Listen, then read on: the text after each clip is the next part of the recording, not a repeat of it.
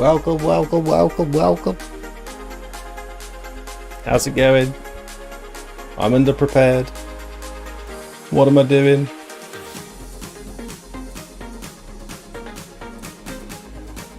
Are we live?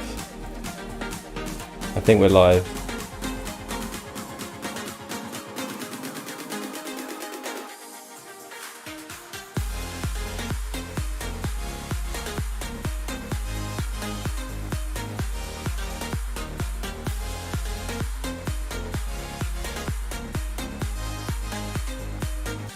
Save.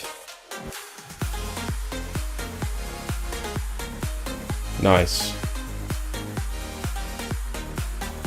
Okay.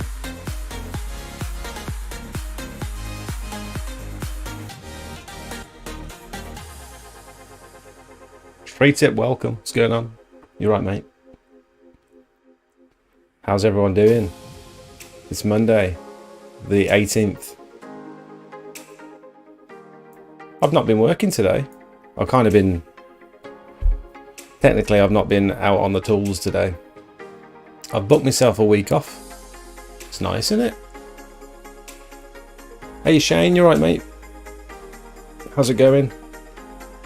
Evening, Corey.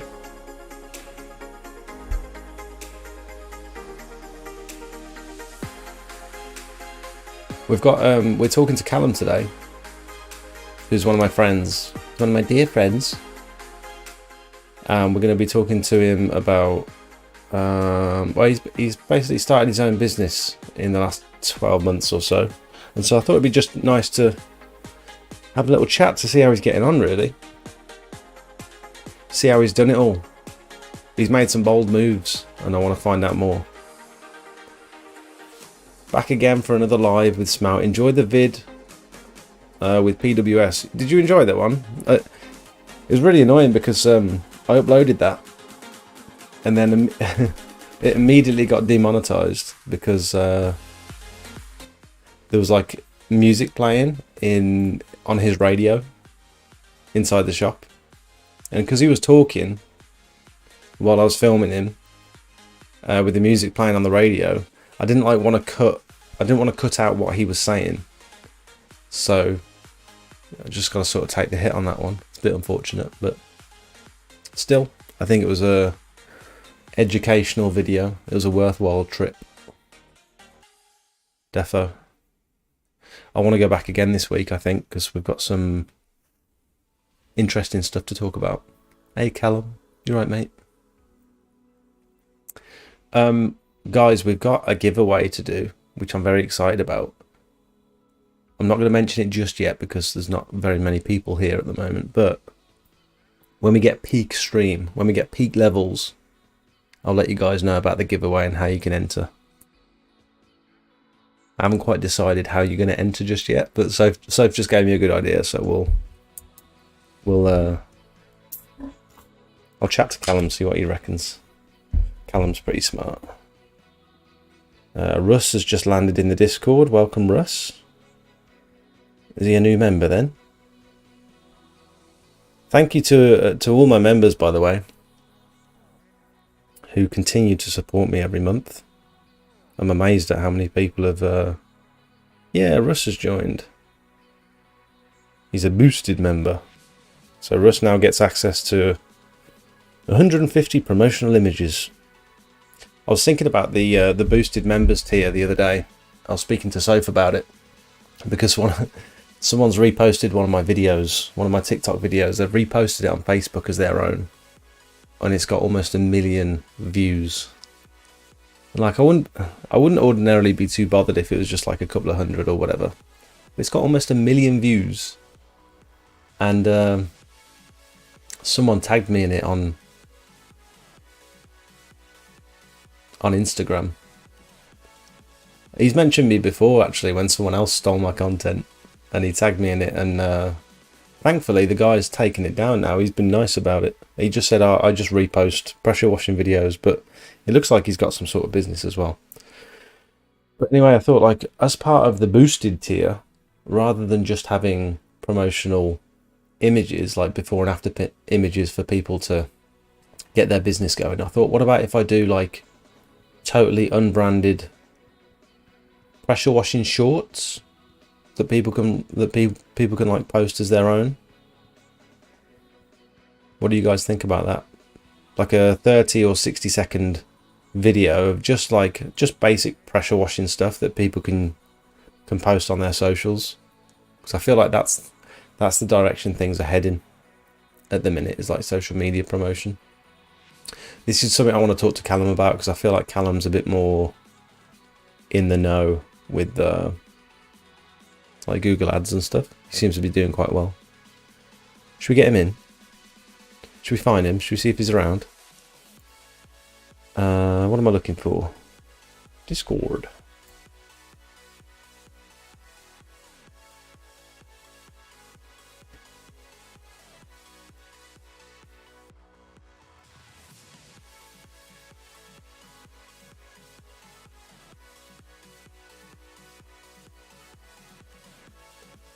Hello? Bonjour. Oh my god, you're so loud. Yeah, you're incredibly loud. Hang on. How do I turn you down?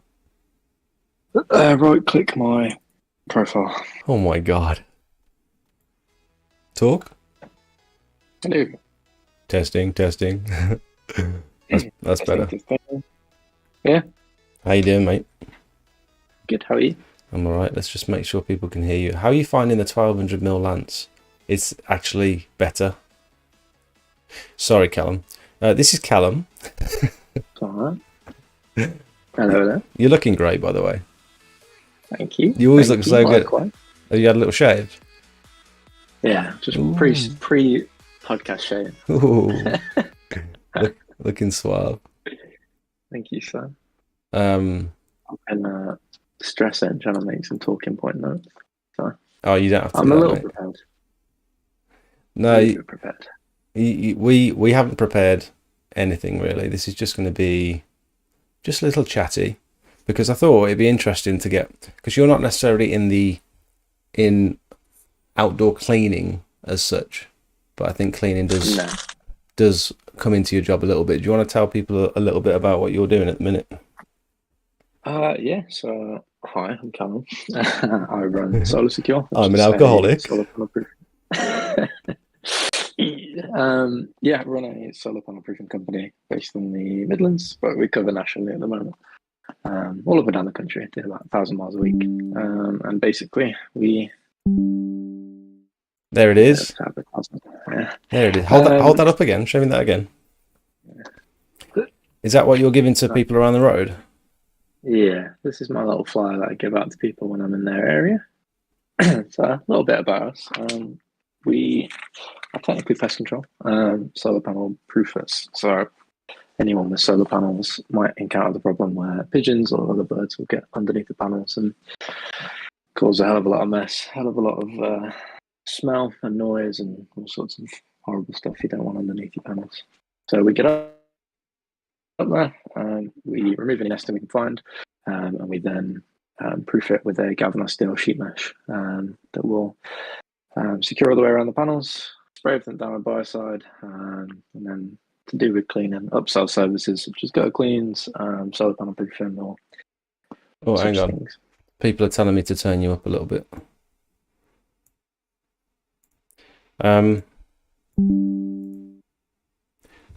How's that? Talk. Any better? Hello. I mean, you're loud enough for me, but plenty loud enough for me. Tendency to mumble. That's better. Okay, cool. As always, if have you got the YouTube chat up? Yeah, I got it in front of me. Yeah. Wicked. So if you spot any questions and stuff, or if you want to interject and go off on any tangents and stuff, feel free. I'm prepped. But you didn't start this. It wasn't like as organic as I'm going to start my own pigeon proofing business. It was like you were doing something like you were doing this before for someone else, wasn't you? Yeah. So I used to work for a large company doing the same thing, and I've been on the idea of starting by myself for a long time. Just running the numbers, looking at, I got quite close to my boss, and he showed me a lot about, their pricing structures, how they work, and I just saw how much money there was to be made in it. And the way, so we work in two-man teams because we don't use scaffolding with any of our jobs really, unless they're quite intricate or it's too dangerous to access without. So I'm a rope access specialist, which means that I'll go out and do jobs where usually people would need scaffolding to do them. So say if you've got a big conservatory underneath the panels, because we normally access it via ladders. If you can't put a ladder up there, I'll put my van on one side, tie a rope to it, throw it over the house, and get up the other way. Had your boss subcontracted other people before you? No. So he'd only ever like employed people. Yeah, so they've only ever had employees. They did have one guy that did kind of something similar. Yeah, I think he ended up winning the lottery or something, and he wanted to go and start by himself. No way. So they gave him a chance. Yeah, they gave him a chance to go and he set up his own company, and they subcontracted a bit. But he said he wasn't the nicest of folk, and he kind of screwed my boss over. So it tainted it a bit for. You're sorry, Cal. You're sort of cutting out a little bit. I don't know whether it's my internet or whether it's your end. So we work in two-man team. The way they make new teams and the skin. Can you hear me? Oh no.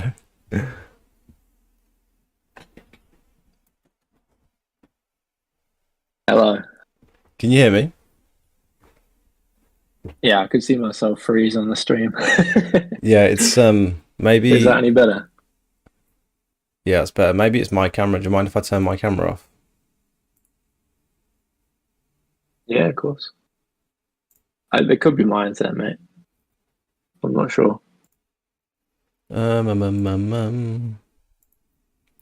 I turn my camera off? Is that better?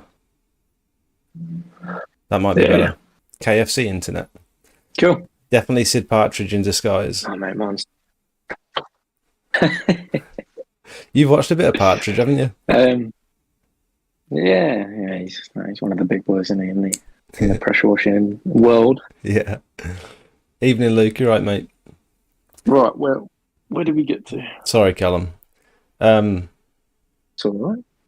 So you were talking about your the chap winning the lottery and going off and doing his own thing. Oh, yeah. Did he actually end up setting up on his own? Yeah. He did, yeah. He's still going now, but he screwed over the boss quite a bit. He basically subcontracted a bit for him, and he gave him a bunch of jobs, and he didn't show up for him, and kind of caused a lot of trouble for us as a company when I was still working there. So he was a bit reluctant. And when they generate a new team to expand, they'll split a pair up, and then they go make their individual teams. And I wanted to do it for ages, and so they split me and the guy I was going to work with up, and told me to, they kind of tell us to go and look for someone to work with, because they're based over in Peterborough, and obviously we're all the way in the West Midlands, so they kind of leave that up to you. And I just thought, that's now or never. If I pick somebody else to work with for the company, I'm going to have to commit to another year of training them. Yeah, because basically with that, if it's a two-man team, if one of them doesn't turn up because they're sick or whatever, that other guy can't work for the day. Is that right? That is true. Yeah, that's how it works with them. Usually I can go and do by myself. Technically I shouldn't. Yeah. I feel like any roof work, like this is one of the reasons I've sort of avoided roof cleaning and stuff, is because I really do feel like it's a two-man job. I've seen people do it on their own, and it's so much work. Up and down ladders, up and down scaffolding, and just in like a general safety aspect, having someone else around, I feel like is quite valuable. Yeah, definitely. I mean, working at any height is, you really want someone else there. If you fall and you're by yourself, the customer's not in, you're going to be splat on the ground, or even if you fall onto a scaffolding, you're going to be there for hours maybe before you even noticed. So it's good to have people with you just in case anything happens. Yeah. That's why we work in two-man teams, because we don't use scaffolding. You have one man on the ground while one of you's up there, just in case anything happens. Even if it's something as small as the ladder, high winds, ladders could blow over. you by yourself, you're stuck on a roof. You have So somebody there to back you up. so Callum's using these triple ladders, which are insane. Like I've just got my grandpa's old. It's like a 20-year-old set of ladders that I'm using at the minute, and Callum's walking around with a triple extension ladder just on his back, just walking normally. And 10 meters. I tried to move it, like I tried to shift it over a meter when it was leant up against some guttering, and I almost went over. It's insane how heavy they are, and your technique of just like you just shove them off the back of the van, and then you just pick them up on your back, Yeah, and you put it just, over your hand like and like Very long. you're not a big guy really, and to see you Nah, to see you just nine half stone, to see you just hoofing them ladders around is insane. 5'10". It's all technique. It's like the way I was taught to lift them, right? Is like the clutch on your car. It's that balancing point. If you're, as long as the ladder's upright, picking it up vertically is actually quite light. The second it starts to tip either side, that's when you're in trouble. So I've had it a few times when I've had a gust of wind and it gets past a certain point and you're gone. So I saw with those jobs that you can't. There's got to be some jobs where you can't just access it with a ladder, and getting onto the roof is too risky. Like I've seen you use. Yep. You've got an iPath license, haven't you? So I've seen you using cherry pickers in the past. Yeah, so it's just a way around difficult access. Most of the time, if I can get a cherry picker there, I can get a ladder there because my ladders do 10 meters of extension. There's most houses, but yeah, it's for when we get really difficult access, or there's kind of a mixture of factors, like the roof is not in great condition. So walking around on the roof is actually, you're going to cause more damage than you are then going to do good. But yeah, also if there's the one time I've used it quite recently is if you kind of have the picture of the house here, the house is almost sideways, so the front door's here, but the roof goes either side all the way along. Mm-hmm. And they had like an extension over the front door. I couldn't get my ladders up to the edge, and it was all slate roofs, and they weren't in great condition. So I got a little van-mounted cherry picker and just went over it, kind of like How does that work? Put the boom arm over it so I could fit the edge. How do you go about renting one of those? Do you drive the van? So for me, just because of the distances I travel, if it's somewhere local, I would probably go and pick it up and rent it and then include it in my quote. But for customers that we're traveling a bit of distance for, usually we say to them, it'll actually end up being cheaper if you go and rent it. You find a company, they either deliver it or you go pick it up and drive it back. And it will be cheaper for you to rent it than for us to do it, because we're obviously going to then charge you to go pick it up, to drive it, to drop it back, and probably put a bit of a markup on it. So we do usually say to people that, if they're kind of outside of our local area, we do this for scaffolding with every other access point. We usually tell the customer if they're far away from us that you organise it, liaising it with yourself will be easier. You let us know the dates is coming and we'll work around you. Yeah. So Andy's just asked in the chat, would love to know how to tackle solar panel cleaning. So I think the main side of the business you're promoting is the pigeon proofing, but you also do solar panel cleaning as well, don't you? Yeah, we have multiple upsells. So panel cleaning, and gutter cleaning, much like you do with the gutter vac stuff, and then fascias and things like that. Kind of all while you're there, anything we can do. But yeah, the way we go about panel cleaning, because we're on the roof in the first place, I tend to clean from the top of the roof down. Now that obviously adds in a few complications if you're not used to working at heights, because you've got to then climb up a roof and onto it. So it's not viable for a lot of people. It works for us because we're already there.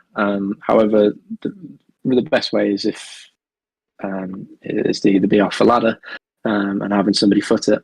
Now, when it comes to working off ladders and using equipment in your hands, for health and safety laws, you need to have 3 points of contact on the ladder at all times. So if you are going to be cleaning panels off a ladder, one, make sure you've got somebody with you footing it. If you don't have one of these really long reach brushes, and you can't access it from the ground, you need to have a chest harness on, or just a basic harness that's got a short tether. and a clip that will hook you onto the actual rungs of the ladder. Because if you're using a brush, really, you're going to be using both hands. Yeah.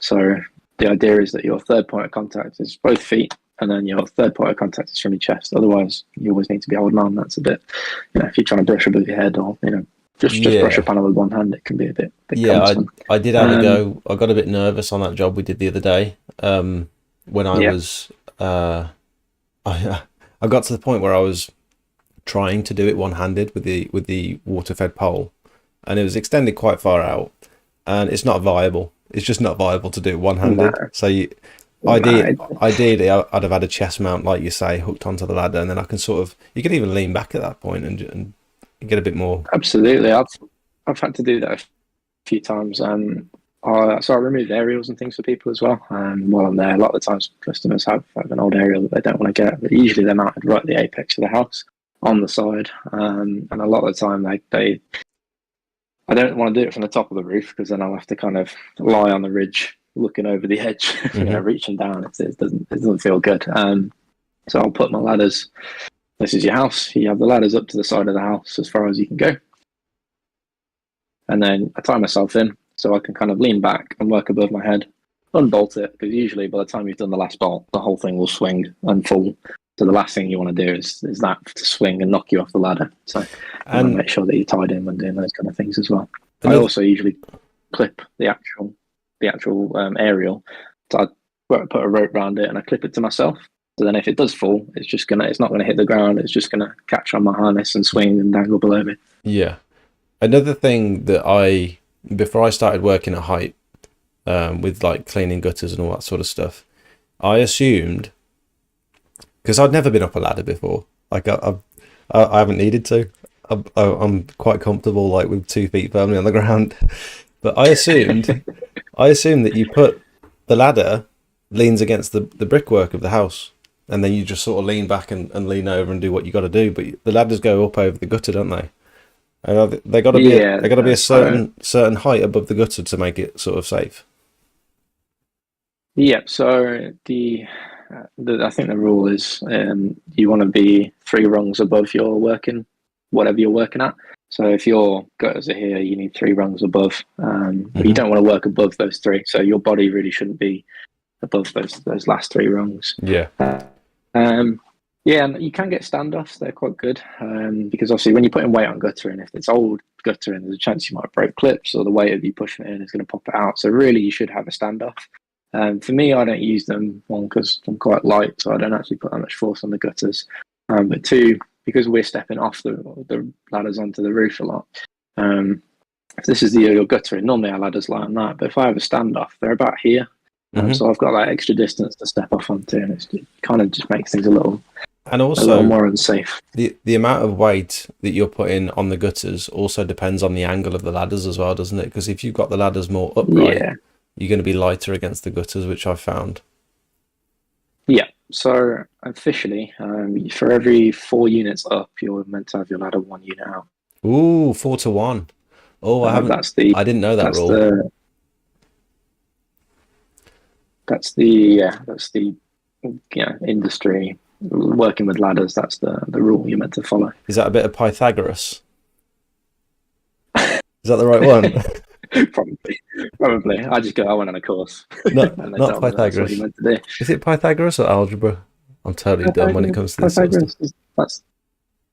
That's the. You're gonna Google it. Pythagoras. Angles of a triangle. Hey, you're right. Welcome, Christian. So Squeaky Clean Dave says, one of the reasons I bought an Apple Watch is that they have fall detection. If you fall over and can't cancel it, it'll ring the ambulance for you. Nice. All right. Did not know that. Evening, Russ. You okay, mate? So in terms of, before we go on to what you actually do and how you do it,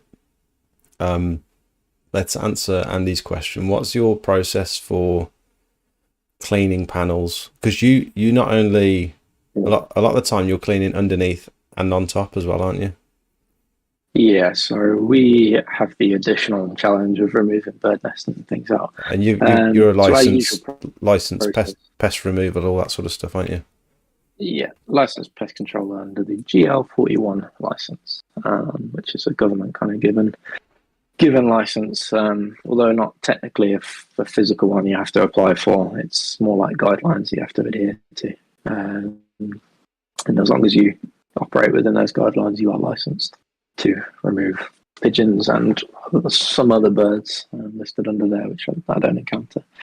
But yeah, so our kind of general process for cleaning panels, which obviously most of you won't do, is get up on the roof either by the ladder or actually on top of the roof. Check underneath. We get rid of all the birds, either scare them out or remove them by hand. We knock out as much nesting as we can. Obviously, working around solar panels, there's a lot of wiring, a lot of things you have to be careful of. So we don't guarantee that we get all of it out to our customers, because connector cables and things can become slightly aged, and the plastics can start to kind of become a bit delicate. You're just and getting out what's safe to remove. Yeah, so pigeon fouling is also quite acidic. If you've got thinner solar panel cables, a lot of heavy build-up over time can actually eat away the plastic sheath, and it can damage solar cables. So we use blunt telescopic poles, so like what the kind of cheap window cleaning brushes are used. I just bought a few of them, took the heads off, just used a big telescopic pole, and I usually just poke apart the nesting. If I can't get it all out, I'll try and knock it about. So because it's natural material, over time it's just going to decay and wash down anyway.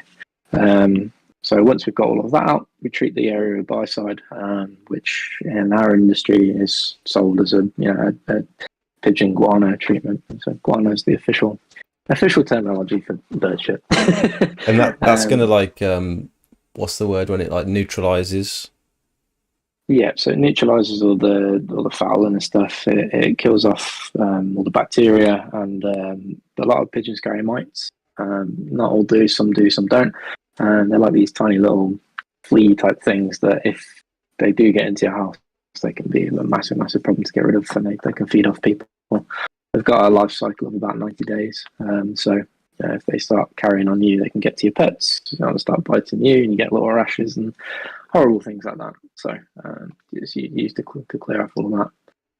I think because I know you use biocide in your jobs as well, and I was going to have a look at what the kind of difference was between ours and yours. Mm-hmm. I think it's just, can you pull up your product and see the actual chemical description of it? Because I've been curious to know whether they are different chemically. How much are you paying for your biocide as well? I'll pull it up for you now.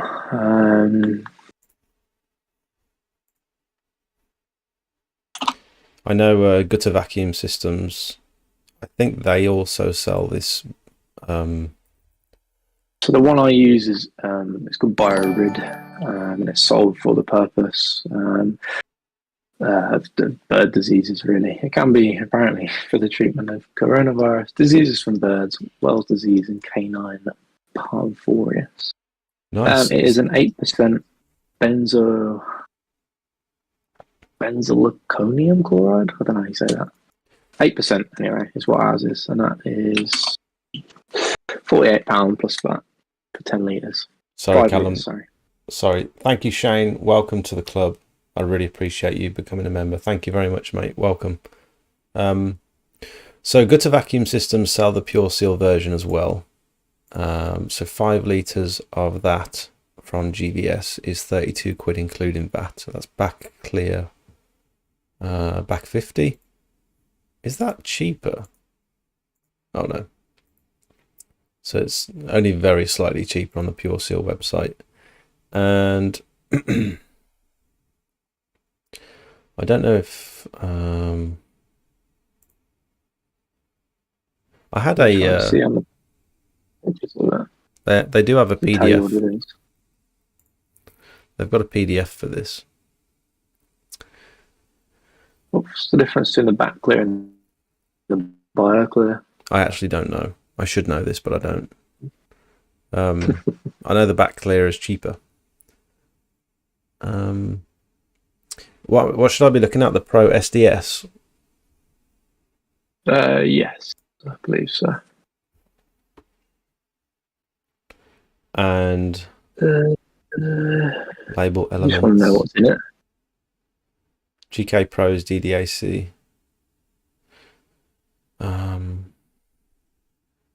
There you go. I don't know where to find what's in it, mate, to be honest. Shall I send you the PDF? Yeah, I'll have a look. Try to pop it through on Discord. How do I message you on Discord? There we go. Top left. Go to. Nice one. Thank you. Try that.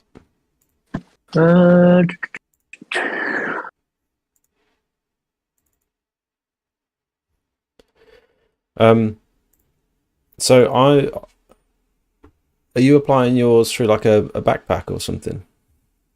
Or like I just use a pump sprayer from just B&Q because of the chemicals going through it. I go through them quite quickly because the chemicals eventually do kind of wear down the plastic bits. Oh, just like a weed sprayer? If you use just like a weed sprayer. And so we just spray that underneath the panels and on any nesting we pull out and things like that. So as you're pulling it out, you really should be spraying it. If you're pulling out layers as well, sometimes nests are quite big. If you get a layer out, you want to spray that down. Spray, get another layer, spray, get another layer.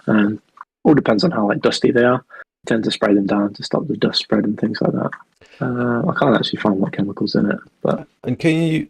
So, how much did you say yours was? Sorry. as I pay £57, including that, for 5 litres. 5 litres. So this is cheaper. This is £30. Yeah, as long as it's the same chemical. Mine might be more concentrated. That's what I don't know. Oh, okay. That's what I was trying to find out. But yeah. And can you use? I actually don't know the answer to this question. Can you use? I know Pure Seal sell a couple of products, like I think there's Max Clean Pro, which is like, I think it's like a degreaser slash, for surfaces that you can't necessarily use hypo on, you'd want to use biocide, but I think Max Clean Pro has got a mix of like degreasing properties and a bit of biocide in there, so you can actually sort of brush it in, scrub it, and pressure wash it off. Do you use biocide to clean the panels as well? So it depends. Sometimes I spray biocide on top of the panels, but I rinse it off immediately or quite quickly afterwards. In our specification that we our kind of method statements that we send to solar providers, when we were kind of discussing how they want us to work, we don't spray any chemicals on the surface of the panels. That's just part of their spec. They told us not to, not because it would damage them, but I think if you leave some certain chemicals to sit, it can actually make like a bit of a residue on the surface and might affect the efficiency of the panels. I think it's more of like a kind of a way to maintain their kind of warranties and things, just so we're trying to avoid things going on that might affect the panels. Because it's a different type of, it's a very sensitive type of glass, isn't it? I don't know what the buildup of solar panels is, but they're very fragile, they're quite aren't they? Strong. Oh, you'll be surprised. They are quite strong. The older style panels tend to be, the glass tends to be a little bit more fragile. For point impact, they're really weak. It'll shatter like a big screen. But for kind of, if you were to walk, I could walk over a panel. Really? Because I also saw the thing you have to worry about. Sorry, I also saw a post on Facebook of someone walking on a big length of solar panels, and someone put in the comments about how it can cause micro cracks that you can't actually see with your eye, but it is damaging the surface. But I'm guessing that's certain ones. I don't know. It all depends on the type of panel and how they're manufactured, really. I've done it in the past where on very difficult rope access jobs, sometimes there is a part of the job where I have to put my weight over the panels. Obviously, I try and spread that out, but I kind of have to abseil down a roof, and that sometimes my whole path is blocked by solar panels. Or there's an edge of a property where if this is the edge of the roof, the panels kind of sit pretty much flush with the edge of the roof, so I have to actually have myself tied in at the top, and I work my way down, and I'm basically sliding down the panel. So you're generally cleaning with, is it like like a stiff brush or a soft brush, and then just water? Yeah. So I just use water mainly, just because of we tried on some customers' jobs. I use biocide when it's the actual customer contacting me. But when we work for solar providers who put panels on people's houses and they own them, but they kind of rent the roof off the homeowner. As part of their specification, we don't. But most of the time, because mites and things can actually get on top of the panels and they're infested everywhere. So I like to spray everything down, and then I give everything a rinse down with just a water-fed brush and just water from the tap. Yeah. Not pure water or anything like that. Panels, when they're made, they are sold as self-cleaning, but the bollocks is just a hydrophobic layer. Like when your car gets ceramic coated, they've just got a hydrophobic layer over the top of them. That obviously gets less effective as time goes on. But most of the time, if you just give them a brush off, with a water-fed brush, then I did it notice does the job plenty. that one we did last Sunday. I did notice that the water was sort of beading away and it wasn't leaving any watermarks and stuff, and that was just tap water. Yeah. Most panels will have a hydrophobic coating that will last probably about 10 years. Just to kind of that's what they mean by self-cleaning. Yeah. But yeah, you can use. I have a soft bristle just because it's the only. I just bought it. It's the only I had. Stiff bristles would be good to kind of knock off the kind of dried on bits of bird fouling. But they won't scratch the panels or anything like that. It's not something you have to worry about. I found myself having to push quite hard. Lichen build-up and stuff is really difficult to get off. Sorry, there was a bit. Bird fouling. Sorry, mate. There's a bit of delay. I keep interrupting you. There's I found that I had to lean on the pole and push quite hard with some of the litching spots because they just weren't coming up, and my brush was quite soft, and so I'm not going to damage it by doing that. No, I mean, I always say to customers, because sometimes where there's like a chimney stack overlooking the panels, they'll get panels that is coated in lichen and stuff, lichen, whatever it's called. And so I usually say to them that it won't come off with just water. Really, that needs a chemical that will kill off the natural growth. Yeah. We're quite specific about what we say our panel clean will do, and that's we'll clean the surface of the panel with water-fed brushes and bristle brushes. And we kind of don't. You have to be careful about what you guarantee and what you don't, because there are certain algae and lichen and stuff that is so stubborn that you literally need to be there with a scraper to get it off. Yeah, I was just about to mention that, because a lot of roof cleaners they'll scrape the moss off the roof and then they'll apply biocide, and some of them are they get customers that are disappointed that 12 months 18 months later down the line there are still those large white lichen growths, and biocide normally takes care of the black spots and the green spots really well, but those big white ones, they tend to stick around for a lot longer, and you might have to reapply a couple of times. In my experience, they've been really tough to get off. Again, I'll always say to people that it's unlikely that those are going to be removed without some seriously harsh chemicals. You can scrape them off, but I've had to do that for a few customers who are dead set adamant that they want it gone. But I do have to give them the warning that I basically have to use almost like a garden hoe, almost like a blade. But I have to be mindful and say this it can scratch the surface of the glass.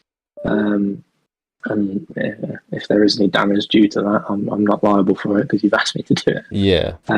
So sometimes I've been on the roof and I've got one of the lads to be spraying it with a hose to soften it up, and I'm literally there scraping it off the surface of the panel. Some of the ones we work on are absolutely covered in them. Dave's put the makeup of Back 50 in the chat if you want to have a look at that. Dave, I've got a question for you, because Squeaky Clean Dave does a lot of solar panel cleaning as well. I'm wondering, Dave, do you, as part of your standard panel clean, are you cleaning the edges of the panels as well? Because when I did that job with you last Sunday, Callum, all the edges going around the side, obviously for you want the edges clean because you're going to go around and proof them afterwards. But on a standard, if you're not doing that on a standard solar panel clean, would the customer expect the edges to be done as well all the way around the outside? Maybe that's something Dave can answer. For me, we always say the tops of the panels. We most new panels now are black. Yeah, I was going to say what Dave's just put. The edges that show usually to the customers is the front facing edge, because the water runs down the panels. You tend to get like a bit of algae buildup along that front. So I normally clean that off just because it's easy enough to come off, and it looks quite. It makes the difference, especially when you've got silver frame panels. It's really obvious, this big strip of green along the front. Yeah, it is. But I wouldn't do the sides and the back. It is quite satisfying how easy that bottom layer of algae comes off. Because I don't do this very often. I've only ever cleaned solar panels when you've called me and offered me the work and stuff. Dave says I normally clean the edges that show. It's normally easy and makes a massive difference. Yep. I asked GK Pro about liching, and they told me it would take at least a year to remove it. Yeah, I've seen customers complaining to people that do the roof cleaning and stuff. Well over 12 months. The white spots are still not clear, and I think they will go eventually with a strong enough mix of biocide, but it might be that you have to reapply it every 12 months or something, and just explain to the customer that it's going to take a little bit longer. Tough stuff. Yeah. Tough. So you've you took a bit of a plunge when it came to leaving your old job, because you obviously saw you saw how much money there was to be made, and obviously you're getting paid a flat rate by your employer, and you had the idea of, because you were quite close with your boss, let me know if I'm getting this right, but you had the idea of putting to him, can I buy your van? Can I become a subcontractor of yours as well as doing my own work? And immediately you've then employed one of your mates to come and help you with that as well. That seems like a massive leap to jump into like potentially no work. But you've managed to survive for how long have you been going now on your own? Since April. Well, it was a big risk, really, because when I first was talking about doing it, I spoke to one of the other guys at the company. He's our like coordinator, so he manages all the jobs and dishes it out to all the teams. And basically what I was asking my boss is, I want to do exactly what you're doing in direct competition with you for advertising purposes and things, using the same methods that I was taught when I worked there, in the same areas you operate.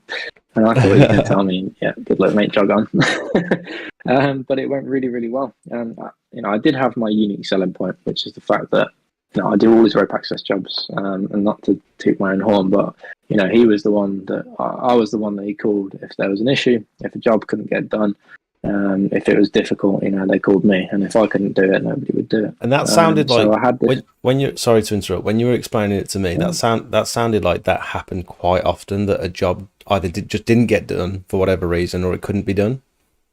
Yeah, I was definitely fixing a lot of their problems. Unfortunately, we had the same guy that left and went self-employed. It wasn't the best of what he did. It just wasn't tidy, and his jobs looked okay, but they didn't last. We offer a 10-year guarantee with all our work, and so I was constantly chasing these jobs that were coming in from this guy who had left, and I was the one that always went and kind of resolved the issue. I was very good at fixing those problems and putting it right. And it was access as well, wasn't it? Because you were the rope access guy. You could get to places that other people couldn't get to. Yeah, so a lot of the times it was a job that had scaffolding in the first place, and because we give a 10-year guarantee, that means that if it goes wrong, we then have to pay for the scaffolding to come out and do it, which obviously means you lose all the profit in the job. So I would kind of be this, saving grace of coming in and dangling off my rope and harness and fixing it without the need of the scaffolding. Like Spider-Man. So I made him a lot of money, and I knew I was valuable to him, so I kind of had this thought that he wouldn't just bin me off, because he needs me as much as I need him, and that kind of was the case. I spoke to one of my old bosses who's always been pounding it in my head, do it, you're only going to regret not doing it sooner. And I'd always run the numbers by him. It was at a point where to match the money I was making, because we did 2 jobs a day, 5 days a week for the company. I would only need to have done 3 jobs a week of my own. So I'm doing 10 a week. If I did 3 of my own, I would be making as much money as I was. And so at the other place. So how did you pitch this to Matt? Because Matt was just a chap that lives up your road. He's an old mate, is he? And you've just approached him and said, "Do you want to come and work with me?" I don't know if it's going to be successful, but like, how did you pitch that? Well, I'd kind of been asking around and saying, "This is what our plan is. I'm obviously going to need some to work with." So I can't guarantee how much work there'll be to begin with. So I kind of needed somebody that was living at home, didn't have a lot of responsibilities, didn't have a lot of commitments as well, and possibly had another source of income. Matt was working at one of our pubs that we used to drink at still. And so he kind of had this flexible shifts, he could kind of, it's high turnover work, so it's not really, he can come and go as he wanted, basically. But when I was thinking about it, I actually, while I was kind of presenting this plan to my boss and writing it all down, I thought, well, it makes sense for me to put a contract in place. So I do actually have a contract that I proposed to my old boss when I first set this up. So I went and spoke to him. I kind of, made the phone call and absolutely cacking myself. And he was silent for a second. I thought, oh, here it comes. And he turned around and said, "That's fantastic. I really support it." He said, "I wouldn't really do this for any of the other guys," but he said, you've got your head on a bit more than them. He said, "I'll sell you the van or the equipment, no problems. Don't worry about paying me up front. I'll just we'll figure out a number for it, and you can just pay me monthly." So at the moment, I just deduct it from my invoice I send to him every month. That's crazy. That he's just like, keep the van. Don't pay me straight away. Just get yourself on your feet first. Yeah, because I make him as much money as I make from him. We both really benefit from the situation now. He now doesn't have to pay for fuel. He doesn't have to pay me when the weather's bad. But at the same time, I make a hell of a lot more out of the jobs I'm doing. So we just split them down the middle. And what we said is that although we're good friends and we're on really good terms, he said business is business and you need to think about these things. So we've got a contract in place that he has to provide me with a minimum amount of work a week, and I have to complete that work. So I do a minimum of 8 jobs a week for him, which is about 3 or 4 days worth of work. Depends how many I do in a day. But they give me as much work as I want. And what's the term on that? 7 days a week. What's the term on that contract? Is there a point where you feel like you could survive on your own without that? Yep. So we did it on a 6-month basis to begin with, just to kind of assess how it's going. He said we'll do 6 months, just because if your advertisement goes well and your work influx is coming better, you might need to change that, or we might need to change that based, because it was a kind of a trial. Neither of us had really done anything like that before. He obviously had the other guy, but he didn't go down very well, so he was a bit skeptical. But that 6 months is coming up in October, so very soon. And I'm going to kind of adjust some things. Basically, to keep it simple, we basically said we're just going to split everything down the middle. They do all the pricing, so I just trust them for whatever they price the jobs. That's and I just take half of it. That's when you said that to me. I understand it, but it's a strange position to be in when you're self-employed and you're relying on someone else to provide you work, but they're pricing the work that you're doing. It's almost as if they can just decide what they pay you, and it's not like generally self-employed people. You set the prices and then they pay you, but it's like it's slightly different on these terms, isn't it? It is, yeah, and it comes down to trust, really. He could turn around, because I send him a list of all the jobs I've done, and he basically sends me a list back and tells me how much they're priced at. I've got no way of validating that unless I go and ring the customers.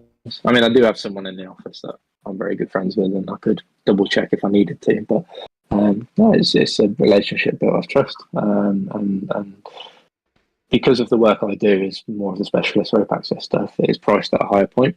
And so all the jobs I'm doing, I can tell the difference, because if I do an easy job and I do a hard job, if I look at my invoice, the two are very different in prices. Yeah. So it benefits me to be doing all this difficult stuff because I earn more money from it. It's nice But to yeah, actually it also, it's nice to work with people that you can trust, and I feel like for me there's a grounds maintenance team. You know Elliot. yes, Yeah, yeah, he's yeah. got I used his to live at the road from him. yeah, he literally used to live in the same road, and he's got a grounds maintenance team, and he feeds me probably maybe 2 or 3 jobs a month, and Hmm. again, it's very much based on trust, and it's such a breath of fresh air when you can just talk to someone they're on the same page as you. They want that good working relationship where I've got to the point now where I've told him, if you'd like, here's my pricing structure. Feel free to price the job and just send it my way, rather than, because it's extra time when he's sending me a job, he's sending me a video, he's sending me pictures, the address, all that sort of stuff. We're back and forth a few times. I'm giving the quote, he's forwarding it to his customer, all that sort of stuff. It's like, it's time, it's a lot of time. And now we're at the point where I'm comfortable just saying, if you'd like, just price the job for me and just send it my way, because I trust you now enough to just like leave that in your Sorry. hands. Yeah, it's sorry, I'll be 2 seconds. That's okay. I'm being told when am I finished? Oh, we can call it when you're ready, mate. Nah, I'm here for it. My dinner's just going to be ready for me as well. Your dinner? What you got for dinner? She's making chicken pot pie. I need to show you. I feel like this is something you'd appreciate. How do I pull that up? I went to Bromsgrove, which is, by the way, it's an absolute dive on Bromsgrove High Street. Bromsgrove. Yeah. Did you go to Munch? I went to a gym. It's like a gym, and then downstairs, or just like in the front of the gym, there's like a cafe shop thing. And Okay. and I got the nicest burrito bowl that I've had in a long time. Ooh. And I feel like you'd appreciate it, so I'm going to share it with you. See if you can see that on stream now. It was so good. I had a burrito bowl and a coffee, and it was like 13 quid, which I think for the portion size, it was massive. It was quite reasonable. That looks good. That looks really, really good. And I left them a review. I don't normally do reviews, but I thought that was nice of me. But if you do need to go, feel free. But also, you could just turn your camera off if you wanted to munch and just get a bit dirty with it. It's up to you.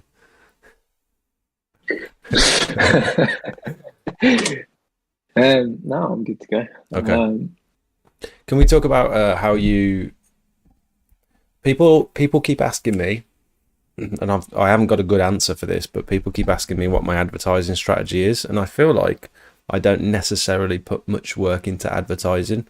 What I am doing is just before and after pictures on Facebook, and that's really easy for me because the transformations are like really, they're just easy to photograph. But I haven't looked into websites. Yeah, they speak for themselves, really. Yeah, I haven't looked into like Google Ads. I haven't like boosted anything. What did you do when you first started out? Well, see, I got a lot of my work was subcontracting to begin with, so I didn't really bother too much with advertisement. And I ran Google Ads before I started this self-employed thing. I made the website and the company and everything like a year and a half before I actually went live with it. It was a dream of mine, so I built it all in the background and ran some Google Ads and got some phone calls through just to see kind of how it worked and if it was something that's viable. Actually, at the moment, I'm finding that my Google Ads aren't getting me as many leads as I'd hope. Now, I am at the very, very low end of the kind of spend on Google Ads, but that low end is still £300-400 a month. You're spending £300 or £400 a month on Google Ads? Yep, and I'm not getting the amount of leads I would like from it. Are the leads? I don't, but a lot of them. Sorry, are the leads paying for the Google Ads or not quite? So, with my industry, at £300 or £400, that's one job. Yeah. If I get one job that month, it pays for all the advertising for the month. However, Most of my work at the moment has been through word of mouth, or dropping flyers. So I have a big old stack of flyers at the moment. I've had like 3 of these, and I just go out wherever I am, either if I'm working, I just look on the map. I look at every house nearby that's got panels. I just go and post leaflets, because the nature of the birds, they tend to, once you block them from going from one house, they go to the next. Good and for also you. people talk about us. So it's kind of good business model, keeps me in business. But Yeah, it's like it's nice that they'll just like flock to another house straight after you've just yeah, because they proofed know one. what panels look like. Yeah, they know what panels look like, so they'll just go straight to the next. However, yeah, it's for the money. I have been told this as well by one of my customers, is actually a marketing and advertising specialist. And he put me in contact, and he said I would bin off Google Ads for now. They don't give you quite the return you'd want. And I would try to focus on Facebook advertisement. But he said you need to build a social media presence first before your advertisement really becomes effective. Now, obviously, there's a lot of factors involved. It's whether your website's effective, whether is engaging, whether it's easy for people to click through and to actually contact you. The good thing about my industry is that if people need my service when they're looking for it, people know what they're looking for. I'm not trying to get in front of people to say, hey, this is something you might need. Most of our industry is reactive. So people get birds underneath and they go, shit, I've got pigeons under my panels, what do I do? And that benefits me in the sake that they know what they're looking for, and it's not something that they kind of have an option to to get or not to get. Yeah, that's quite similar with that's what I found with gutter clearing. Not necessarily driveways and stuff, but gutter clearing. People will wait until they're really bad. They can see either there's plants growing out of the downpipes, or they're starting to get leaks, or they're overflowing. Yeah. It's very reactive, like which I suppose. Yeah. I think I'd be the same. I don't think I'd be getting someone in to do like maintenance gutter clearing unless I'm running like a business, I'm guessing a lot of schools would have like maintenance things in place for regular cleaning. Yeah, it's one of the. I mean, especially with the current world as it is at the moment, a lot of people are trying to do everything they can to not spend money on things they don't have to. Yeah. On that note, though, on that note, I have been surprised at the amount of the last few years, and how people are trying to say, they're penny pinching and energy prices and the economy and all this sort of stuff, but yet they can still pay me £600 or £700 to clean their driveway and their patio. It seems bonkers. Yeah, to be honest, I've noticed the same. And I was saying this, I bought a car not a few days ago, and the guy was saying the same thing. He was saying, although everyone's raving about how expensive it is to live, people still buying, people still spending, but we have to. If we don't buy and we don't spend, yeah, the country shuts down. Yeah. So did you design that leaflet yourself? Because that's something that I really need to start doing. The issue I'm having is I've got the wrong phone number on my van, and I'm not putting leaflets through people's doors. So how on earth are they going to contact me? Like I'm doing a driveway, and I've spotted 7 or 8 other driveways in the close that could do with washing, but I just haven't got anything with me that I can post through their door, unless it's a business card, which I don't really want to do. Get on some leaflets. Yeah, I don't think business cards are that effective unless you're giving out a little bit of number. But yeah, get some leaflets and just bang them through people's doors. I mean, I made this on Photoshop in a matter of minutes, and I went on Vistaprint, and a few days later, I've had like 1,000 of them at my door, and it's just handy. Just in your area, just wherever you're working, post them nearby. Can you do some of those for me?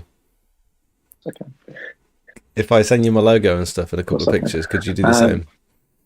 Yeah, if you're happy with the format, I'll just change it to your stuff. I think that looks perfect. That's it, like exactly. Yeah. I'll just change it to the orange instead of the yellow. Yeah, that'll do. Yeah. I'm actually working. I don't know if I can show you this. I think I'll be able to. I'm probably going to have to switch my camera off and swap over to my computer so I can share my screen. Or actually, I'll just flip the camera so you can see it on Yeah. Okay. I'm changing my advertising strategy at the moment.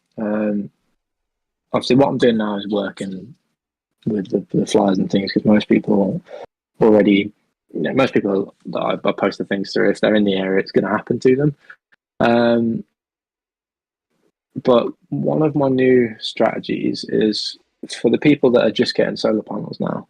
I'm trying to reach out to the people that have got fresh panels and they don't have a bird problem, and try and make but most people don't get told that this can be a problem until it becomes a problem, and then you have to deal with all the aftermath of bad smell. You can't use your patio because you're getting rained on with crap. It's not something that the solar panel companies are gonna tell the customer necessarily because it's a downside of owning solar panels.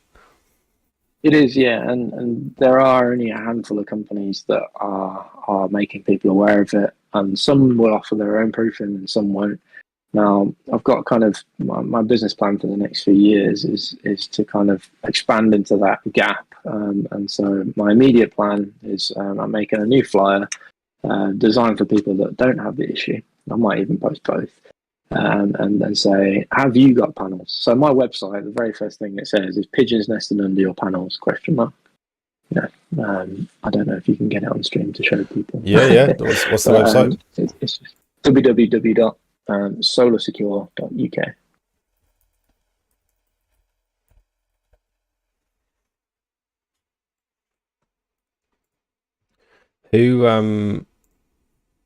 How have you done this website?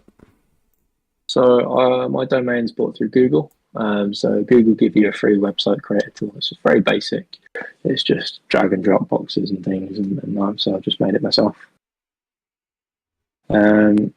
So yeah, it just literally says pigeons nesting in panels because when people are searching for me and the keywords I've used on my advertisement, that's what people are looking for. So I try and immediately bring their attention to, yes, I've got this problem. Let me call you.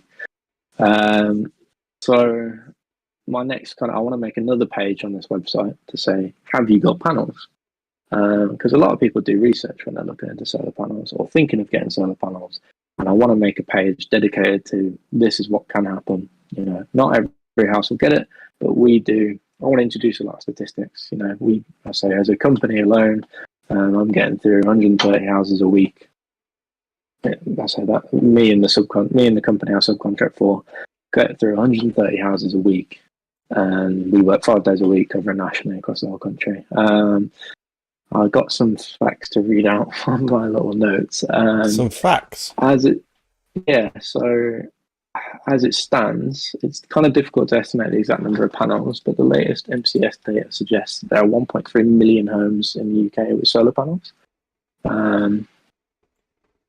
So that's a lot of houses to prove. Yeah.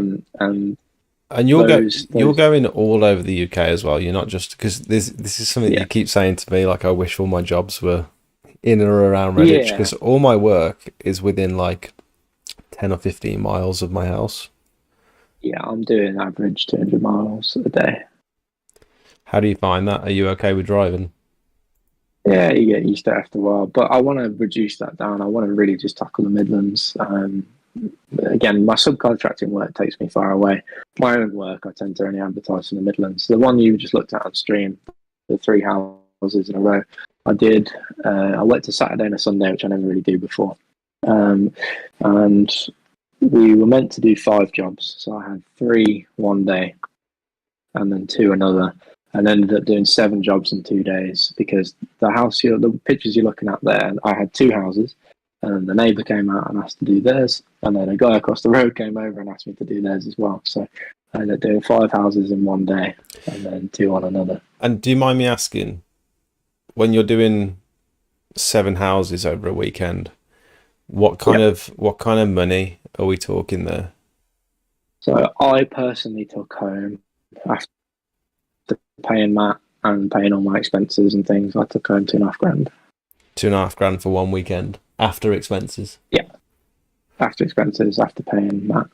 Yeah, after paying your employee as well. That's insane. Yeah, and that's just panel proofing. Didn't do any upsells, so there's no panel cleaning, no gutter cleaning, things like that. Those upsells quickly increase the price of the jobs. And time as well. The one I brought. I'm guessing you can't get through 7 jobs in a weekend if you're including things like cleaning and gutter vac and stuff. Can do. I can introduce another member of the team Who's to get that? it all done quickly. Um, hmm? Is that me? You talking about me?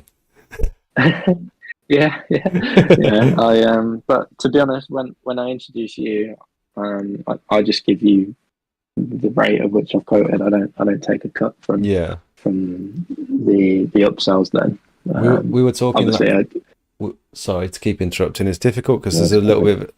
bit of a delay on the audio. Don't worry, I don't was worry. saying on stream last week that was like the quickest 320 quid I've ever made. Yeah. Well, most of these jobs are quick for me. If there's barely any nesting underneath and there's not much to proof, I can smash a job in an hour, and I've charged £600. So I do have this problem of where I have to be careful about um, how long I spend at a job. I do always say to customers that the longest part of the job is getting birds out and removing nesting. If there's not a lot of that under there, I can usually get through a job quite quickly. Um, so some people are a bit disgruntled. I do understand, but Well, it's the things you so what you're saying is because they have to expect tell them about. I'm on your roof. that they're A lot. expecting value and they want you to be there for a long time because of how much money they're paying. Yeah, and it's rare, to be honest. It is rare, but I have had people complain about it. I just kind of have to say to them that, like, but the price is broken down into a myriad of different things. You're paying for my experience, you're paying for my materials, my petrol costs, paying for the other lad to be with me, you're paying for your 10-year guarantee, but you're also paying for the danger of it. I'm doing all these people a favour because most of the people in the industry will not touch panel proofing without scaffolding. And scaffolding always adds about 800 to £1,500 on top of the job, plus the proofing price after that. Yeah, So I can charge a lot of money because I've got that leeway to play with. I feel Someone like might do a proofing for £300, but they'll want a £700 scaffolding. yeah. So I'll charge you £600 rather than you paying £1,000. I feel like as soon as you're up on a roof, the price goes up pretty significantly, or it should do anyway. Yeah, it really should, because at the end of the day, no matter how, if you're working at heights and any heights, the risk is there. It's if you only fall once. Yeah, exactly. And that's all it takes. Yeah. And because I don't use a scaff, I've got this extra added danger. Fair enough. If there's a scaffold in there, if you fall off the top of the roof, you're just going to land on the scaffold. You might break a bone or hurt yourself, but you ain't going to die. Yeah. Most of the time, if I fall off a roof, I'm dead. That's the harsh reality of it. Declan asks, are there any courses you can take to learn solar panels, to learn how to clean solar panels? Do you think cleaning solar panels warrants a whole course? Not particularly, but maybe for the people that, maybe as a process. So if I was to clean panels without doing what I do, if you either want to use long reach pole systems to be able to do it from the ground, but sometimes the aspects of roofs and the access isn't always going to give you that. So maybe as a course, if they taught you iPath and PASMA, really it's PASMA, that's the course you'll need, which is setting up platform access something. It's mobile scaff towers, basically. The way I would clean panels really is off a scaff tower, because that way you can take both hands off of the. You don't need to be on a ladder, so you don't have to use harnesses or have two people. Technically, you could do that by yourself. So you're talking a mobile scaff tower. So you're talking about one of those My Tower sort of things. Yeah. So you can either buy one or you can hire them a day for a couple £100. Might cost you about 150 quid to hire it for the day. You build that into your pricing, you clean the panels, and you can assemble one of those yourself in about an hour. So they're not hard. So if you're just starting out though, and say for example you're still working out of a car, a tower, you really need a van for that unless you're renting. You'd be renting them. So, or if you had a trailer, but if I was starting out, I would always rent them. just because the equipment cost to buy one of these is a lot of money. So Do you think you just go to HSS or a company like that, and they deliver it to the customer's house. It's there ready for you to build on the day. You bang it up, clean the panels, put it down again. However, I don't. Oh, sorry. Sorry. Do you think it's? Do you think for someone just starting out, it's solar panel cleaning is something they can do from their car with a ladder, or no iPath, no, what's the other one that you mentioned? Pasma, PASMA. Is it something that you can just, like window cleaning, that is something you can just sort of start without a van, without fancy equipment? Do you think solar panel cleaning is something you can do when you're just starting? Yeah, in theory, yes. If you've got ladders that are long enough and a relatively cheap telescopic water-fed brush, use the customer's hose as long as it reaches, plug it in. Yes, in theory you can. I don't know what the actual rules on the health and safety is for being on a ladder by yourself. I assume you can, as long as you're wearing the chest harness and you clip yourself in and you've got 3 points of contact. Use a ladder, mate. And then yeah, in theory you can. I don't know if it's viable pricing wise, because I don't know. I only charge about 100 and something quid to clean some panels. I know people do it a lot cheaper than that, so I don't know whether it's worth it just cleaning panels. Because you've got to bring something that you got to bring quite a lot of work in. I'd assume someone who's going into solar panel cleaning will also be offering window cleaning as well. I think it's one of these services that's mixed in with a lot of other things. I think if you were just trying to start up doing solar panel cleaning, I don't know if it's the right service to go into. Yeah. Dave asks where you got your PASMA. I did my PASMA and my iPath courses at HSS. They're the company that hire equipment and things. But they also offer training courses. I was put on these by my previous employer. It's really easy to do, really easy course. So did your did your employer pay for those courses as well? Because that's probably a little bit of a barrier to entry as well, isn't it? Yes. Yeah, they do pay for them, but these PASMA and iPath courses are just a day, and it's quite affordable from what I understand. Yeah. Declan says, thanks. Small pressure washing company up in Scotland. Been asked to clean solar panels before, but wasn't sure if it was worth it. Callum, have you still got time? Are you good for a bit? Yeah, I'm good, yeah. How long do you think you got? As long as you need me. So just on that note, Jesus Christ, I thought you because the camera went down, I thought you just shot up in the air, but it was actually the camera moving down. So just on that note, when it comes to whether it being worth it or not, I reached out to Gardner Pole Systems, who I basically sent him an email and said, I really believe that the Gardner backpack and the CLX22 pole that I bought from them a while ago opened up so many opportunities when it comes to like external cleaning. I can now do solar panel cleaning. I could do window cleaning if I wanted to. I can apply chemicals. I can do conservatory cleaning, gutters, fascias, soffits, all that sort of stuff. I think they're about 180 quid for the water-fed pole. I think it's such a great way of expanding your services, or just starting a business from scratch. If you've got one of these poles, you can do so much. And so I've emailed them basically to say I'm a big fan of their equipment. It's really, really helped my business. It's one of the most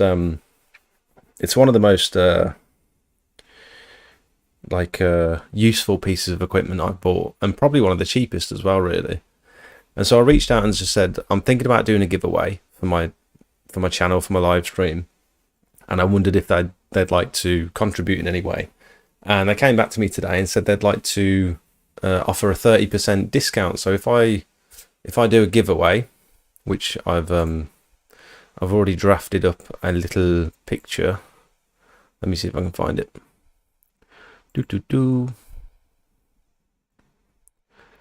Screenshots. Here we go. So I'm going to be giving away a CLX22, which is the same pole that I'm using at the moment. I think it's a brilliant like starter pole. 22 foot is high enough to do, you know, 2-story buildings. It's actually surprised me of how high you can actually get with one of these. It's a fiberglass carbon composite material, and I'm going to be giving it away with a brush, and it comes with a few little attachments just to get someone started basically. And they've offered to contribute, well, they're going to give me a 30% discount essentially, so I'm going to buy it and then give it away. So I was thinking, I asked Sophie earlier, how do you think I should run this giveaway? Have you got any ideas, Cal? What I wanted to do was invite people to send me their before and after pictures of, like, I was thinking just pressure washing. So over the next 4 weeks, maybe, if you guys can send me in your pressure washing pictures from today. They've got to be new ones though. They can't be ones that you've done in the past or ones that you found on the internet or whatever. And then we'll judge the best one on stream in about 4 weeks' time, and then we'll give one of these away. Sophie suggested I should create a post on Facebook, and then people could comment with their pictures on that post. Have you got any other ideas, Cal? Yeah, I think they're good. Although that does limit you to people that are only pressure washing or already established. You know, this could be an opportunity for someone to make a business. So you might be cutting out a bit of your That's true. If I'm viewer base then. Yeah, if I'm targeting people who are just starting out, they might not have the tools or equipment to be able to create before and after pictures. Yeah, I think you could literally just do like a classic start a Facebook page, like and comment. You go through, you put in a name generator of everyone that's commented, and you pick a random number. You know, you assign everyone that's liked it or everyone that's commented. You put their name into a list, so you assign a number to it. Go on Google, random number generator, and pick the number. That's a good idea. I think my issue with doing it on Facebook is I think I'm not trying to brag, right, but I've got like 19,000 followers on my Facebook page, and I think most of them aren't necessarily following because they want to create their own business. They're following because I post like satisfying content sometimes. So I think my YouTube audience is more, the people that watch my YouTube are the people that are generally thinking about starting something like this. Do I post it on the community tab on YouTube maybe? Yeah, or yeah, I guess it's who you want to open it up to. Do you want to open it up to your members? Or do you do it on the comment of the stream or something? You know, can people leave a comment on the stream? Oh, I think or on your latest video. Yeah, that might be an idea. I think having Obviously, it only. you're gonna have to put some kind of clause about only being in the UK. Sorry, you cut out then, and then it came back in. I think if I were to do it to members only, you sort of put in the giveaway behind a paywall, which I think is actually illegal. No, okay. Yeah, definitely not. Yeah, it could be a comment on your latest video. Yeah, it's tough. I think I might create a community post on my YouTube and then say, comment below, make sure you subscribe to the channel, comment below, and then we'll do the random generator in. It doesn't need to be that long then, does it? I don't need to wait 4 weeks to give people enough time to Well, that's how much time you want people to see it, isn't it? I'd say probably give it two or 3 weeks, right? Give a date. Let's say if you put the post up tonight, you say you're going to do the draw in the first Saturday of next month, on the 7th or something. That gives people just over 2 weeks to do it. Yeah. And then you just say, maybe in the next video that you release, you just say, if you haven't seen it already, at the end of the video, if you haven't seen it already, if you chance to get in on the Gardener poll system thing, go check the community post, leave a comment. Leave a comment, I don't know, something like why you want it. Yeah, that's a good how idea. This would help you. Oh, that's a nice idea. How this will help you. And Yeah. even though you're still going to use the number generator system to keep it fair, it'll be nice to see who you picked, the reason how it's going to help them. Yeah, see people's stories as well. Yeah. So you okay for time? Yeah, I'm going to have to shoot shortly. Okay. I've got dinner's ready. No. Oh, you can crack on, mate, if you like, because I mean I have got a bunch of questions, but maybe we can do another one of these at some point. Away. You sure? Far away. Yeah. What's your plan for winter? Can you still do your job in winter? Yes, to a degree. I do lose probably about a month's worth of work every year to bad weather, rain, ice, high winds, those kind of things.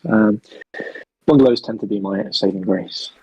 Obviously, it's still working at heights, but if I fall off a bungalow compared to fall off a big roof, it's not going to hurt as much. So we tend to try and do a lot of those. Really flat pitch roofs I can work on in the rain. All depends on the tiles, that kind of thing. I have looked into ordering some gutter vac to keep the work going, but also I'm expanding into setting up another team who are going into installing solar panels. So it's going to be another avenue of business that I've got setting up. My first panel install is on the 26th of this month. Oh, nice. That'll be me going down with my friend who already does it, training my guys up with them, learning that part of the business as well. And then eventually I kind of want to have a team installing panels, a team doing that. That work can all be done in the winter as well because it's all our scaffolding. Sorry, mate. Soph's just opened the door and she's staring at me with this evil smile. What's up? You just come to say hi? Oh. Why are you being weird? You mentioned gutter vacuum systems. I've organised with Julia to join the live stream on the 25th. So, Callum, if you've got any questions before you make those purchases, and if anyone else in the chat have got questions for Julia at Gutter Vacuum Systems, please let me know in advance and I'll put them to her. Fantastic.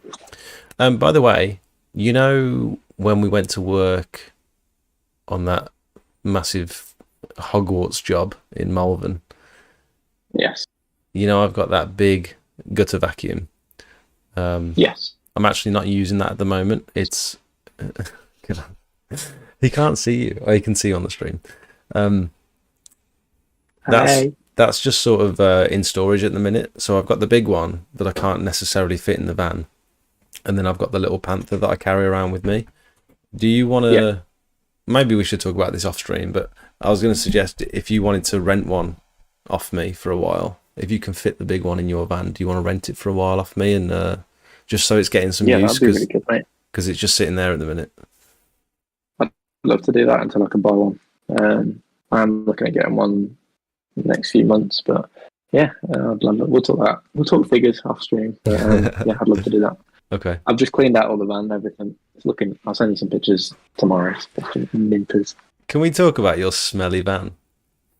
Oh, I don't want to. I don't want to. So I'm bad on keeping on top of my disposable waste. So as part of my service, I take away all the rubbish and all the mess, which is a lot of bird fouling, bird nesting, and also birds. Because by law, if you catch a feral pigeon, not wood pigeons, feral, they're two different species, and feral pigeons are classed as pests and vermin, and as a pest controller, a lot of times you catch them. That means you have to kill them. And we then bag them and tag them, take them away. And unfortunately, because I'm very busy and waste disposal is very expensive, I tend to Let it fester. collect collect them in the back of the van. Don't know if I should be saying that on stream because I'm pretty sure technically you're meant to have a waste carrier license if you're taking in rubbish Well, it's also around. just generally, just being around. Was it guava? Guano. Yeah. Guano. Guava. That's a fruit, isn't it? It's just like it's the one of the worst smells, and it lingers in your nostrils for days afterwards. And I've been on jobs with you where Yeah. I've cleaned the gutters of underneath solar panels, and it sucked up obviously all the guava, and it's just I can smell it for days. Yeah, it's not very nice. I think I've just disintegrated a lot of my smells. You do have to be really careful with the bird fouling actually, and just Bless thinking you. about it's made me sneeze. Um, um, in dry and dusty conditions, the bird fouling spores, if you breathe in too many of them, I can't remember the official name for Is it, it but it's called bird carcinogenic? lung, and it can be actually, it can be worse to breathe than asbestos. Let me find the actual name for it. So that's generally only when it's dry and dusty. It's not so. It's. I mean, you probably want to wear a mask anyway, but it's worse when it's dry. Yeah, yeah. So there are several diseases known to be associated with bird droppings: histoplasmus, cryptococcosis, and pistasosis. I don't know what they Is are. that a new Basically, they can really cryptocurrency? mess with your lung. Yeah, yeah. They can really really damage your lungs. So if it's really dusty and really, really horrible, you want to wear a mask. It's mainly in indoor spaces and contained spaces, like the back of my van. Yeah. You just want to be careful with the spores. That's why when we're taking apart nesting, we tend to spray it with biocide before we bag it. Or I've done a few loft jobs, so there's been a big hole in the roof and pigeons got in and nested on this roof, and you go up there and pew, pew, pew, but while you're taking out all the nests, you spray each layer as you take it out to keep the dust down. I don't Um, know. I don't know how you got the heart to do it. it's not nice, I've got a great. but someone's going to do it. You're probably super desensitized to it now, but I've got a great picture of Oh, I am. you up on your ladder with your little sniper rifle pistol. Yeah, I know that. I know the one you're on about when it's raining. Yeah. And the hive is. Yeah. Yeah. You It's, got to be careful about where you're shooting, haven't you? Because all the solar panels and the wiring and stuff. yeah, we've got to be really careful. So obviously, I'm licensed allowed to shoot, but if I miss, not that I do because I'm a crack shot. But if you miss, you're going through solar panel cable, tile, or out the other end of the panels into somebody's house. When shooting, you should always be trying to shoot down.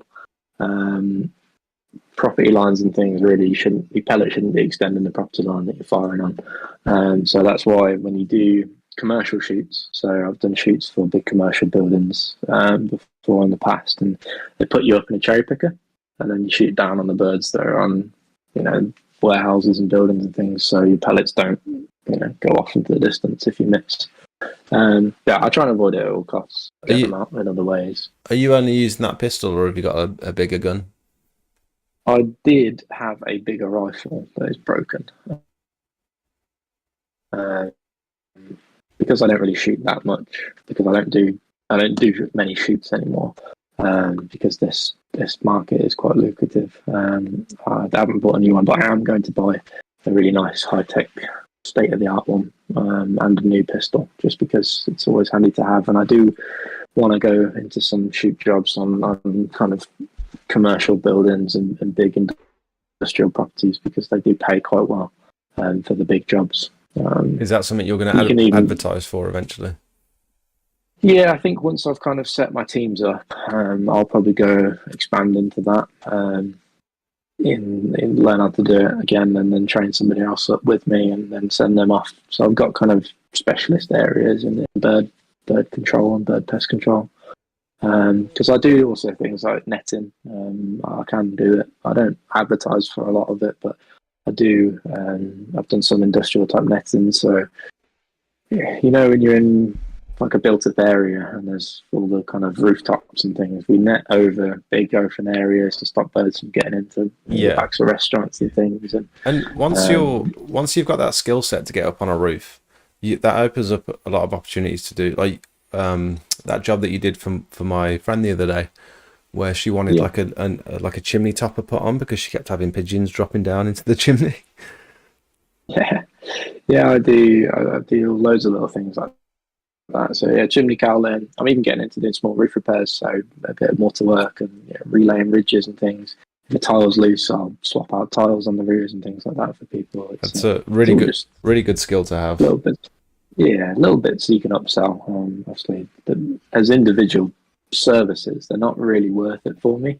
Um, that's why it is. But all roofers are like that, so it's kind of something I always feel bad charging for. Like your friend, it's I have a flat rate that's basically I will come out and get on your roof for no less than this amount of money, which is Yeah. around £100. You know, I don't get my ladders off the van for anything less than £100 I, because I'm getting on your roof, and even if it's for a 5 minute job, I'm still on your roof. If I fall off, I'm going to really hurt I think myself. that's reasonable. I'm at the position now where I'm not going to start the pressure washer up for less than 125 quid because there's just the time it takes and the setup, no matter how small the area is, it just doesn't make sense to travel out somewhere for any less really, especially when it's going to, the setup, doing the job, packing up. It's a lot of faffing around, and I think it's Yeah, good. It's these are good all to the have like a things you need to. standard flat rate, and especially if you're going up onto a roof as well, you're putting yourself at risk. You want to have that standard rate in place. Exactly, yeah. It's like with your friend, I quoted her £135 because I charged her just the cost price for the cow, and £100 to get up there and do it because I literally put my ladder on. I always, when I'm working by myself, I always do extra things. So I went up the roof and then I put a rope around her chimney and tied myself in just for extra safety. But me getting up there, tying it in, taking her old stuff out, putting the cow on took me 10 minutes, Mm-hmm. and I was back down again. But again, it's still that initial risk. Last question before I let you go, because I'm just conscious that you've got your dinner waiting for you downstairs. It's all right. How are you feeling about winter? And do you feel any more? For me, the reason I've been putting off employing someone, and Zach, my brother Zach, is actually coming back from Australia for Christmas, and he's going to be working.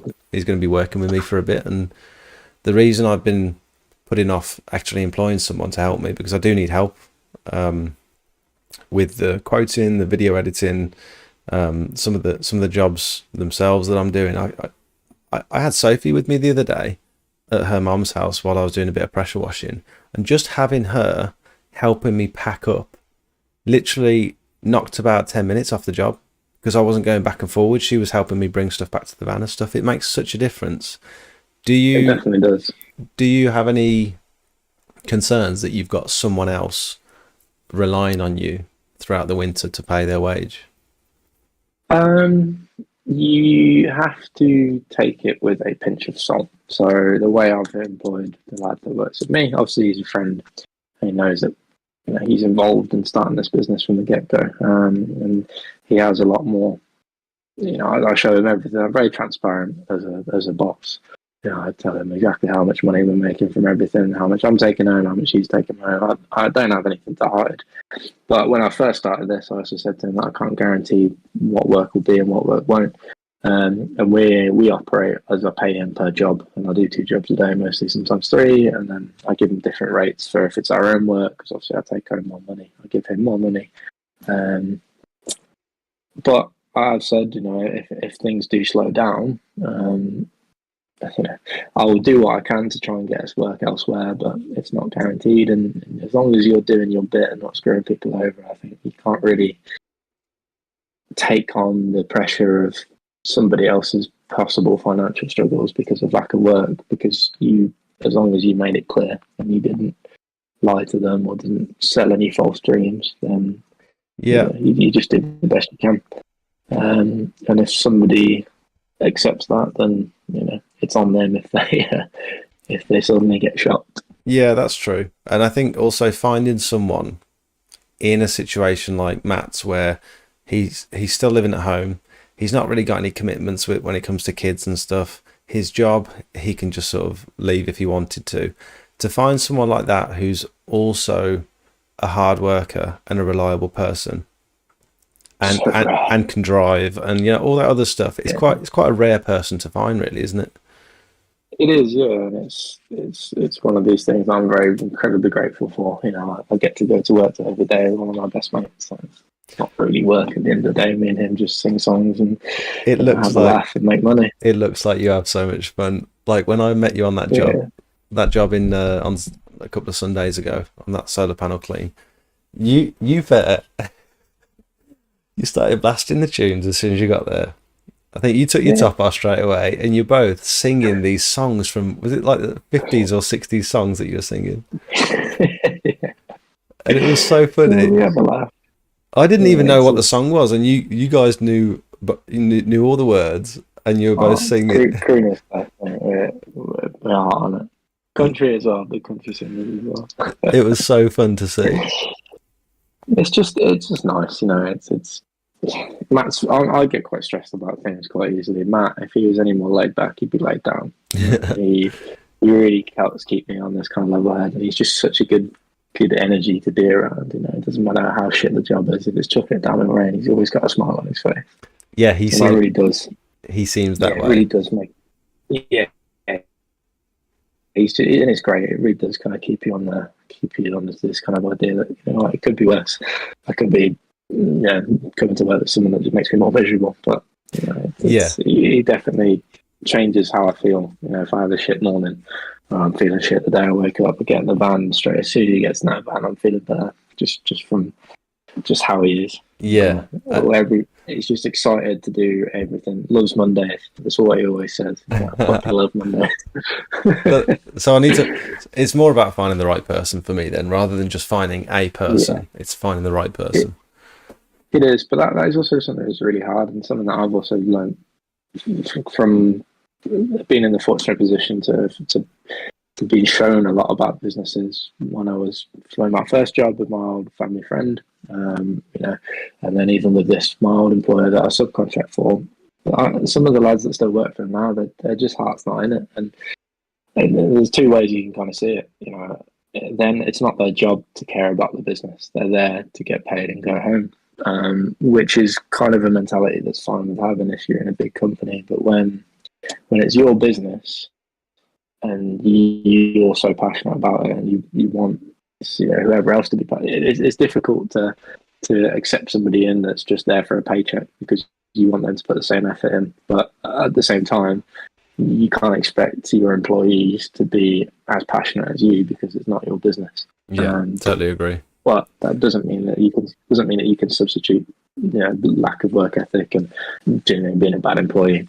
You know, there's people that at the end of the day, they're there to get paid, but still work hard. And fortunately, it's rarer than you think to have people that work hard and actually understand what goes into making a business successul. I think in smaller companies, you do get more of an appreciation, you know, because they see it more, and hopefully by finding someone with the right mindset and the right morals, you know, they understand that, you know, what the work that goes in, because they see it more.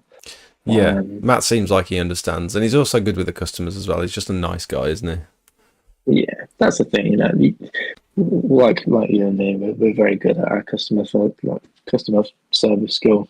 You know, we both worked in retail, we both worked in customer facing jobs, and it's definitely a skill that helps, especially when you're a small company, because image and reputation is such an imperative factor into kind of growing, and having somebody that is comfortable talking and comfortable representing who you are as a company is really, really important. Yeah. Obviously, everyone's different. You get people that are not very confident, people that are shy, and that can sometimes come across as rude or you know, just not as engaging. But I think I have to try especially hard, because the way I look, you know, face tattoo. I think you look good. You look friendly. You're always smiling. I look damn good, but Whoa! with the with the older generation, especially, they can. Somebody makes your first impression of somebody is within 0.3 seconds of seeing them. You really make an opinion on them. And Well, I think it's a testament to just the fact that people are coming across and asking you for more work is a testament to how good your customer service skills are and how much of a you're reassuring when you speak to someone and they're just generally nice and they're good at what they do. It's reassuring, isn't it? absolutely, and I think that's if you can find somebody that shares that skill, it's really really really helpful. Yeah. Because again, it's one of the things that's more important as a smaller company than it is as a bigger company. Yeah. For everybody representing you to be making that effort to put yourself first, put the company in a really good light.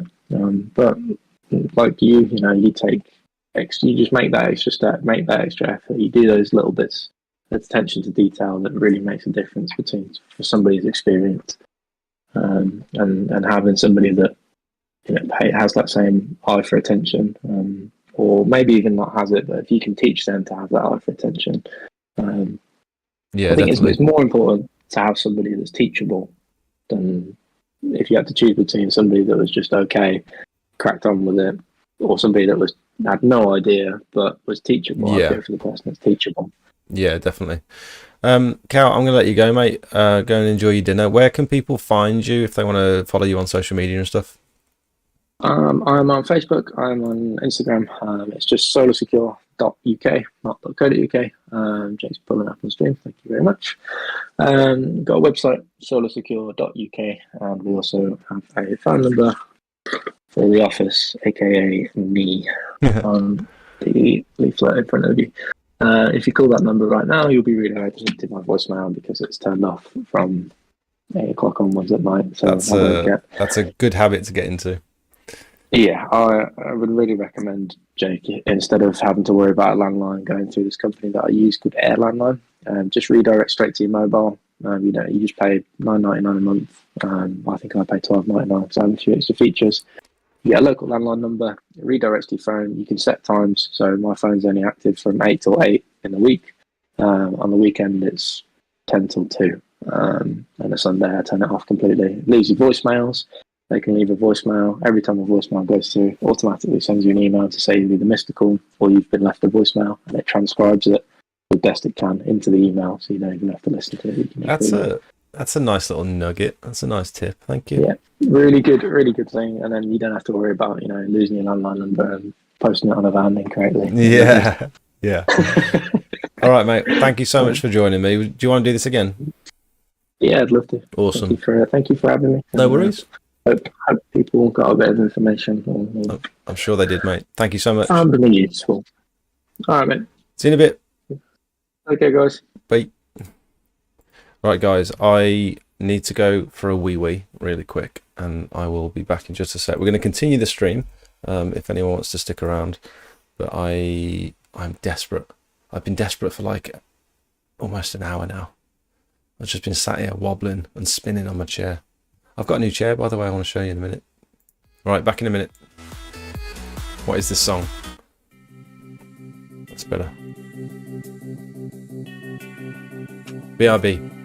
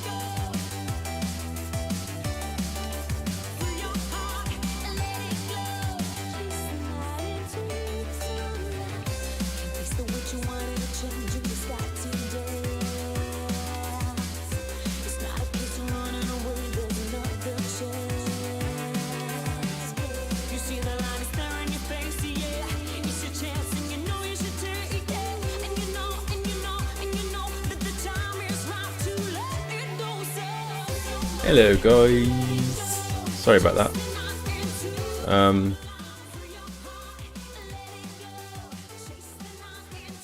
Sorry about that. Right. Hello Dave. I've been asked to price a pressure washing permeable block paving job today. How does pricing it with grit compare to pricing it with resanding? Good question. So on my quoting tool, I don't know if you've used this before, Dave, but say for example you wanted to price the grit instead of sand. All you'd have to do is adjust this price here to whatever the grit is per bag. So that might be quite useful for you. But it depends on where you're going to get your grit from, because I haven't found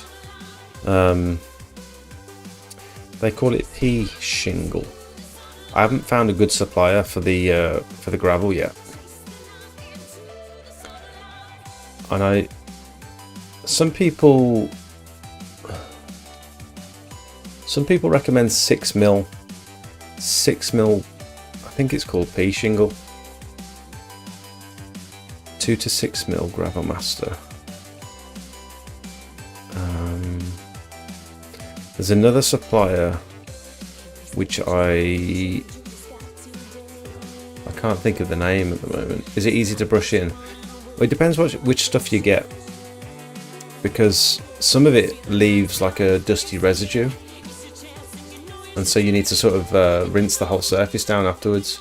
But the benefit is that you can brush it in on the same day. But most places only sell it as bulk bags. That's the difficulty. I feel like 6mm is too big.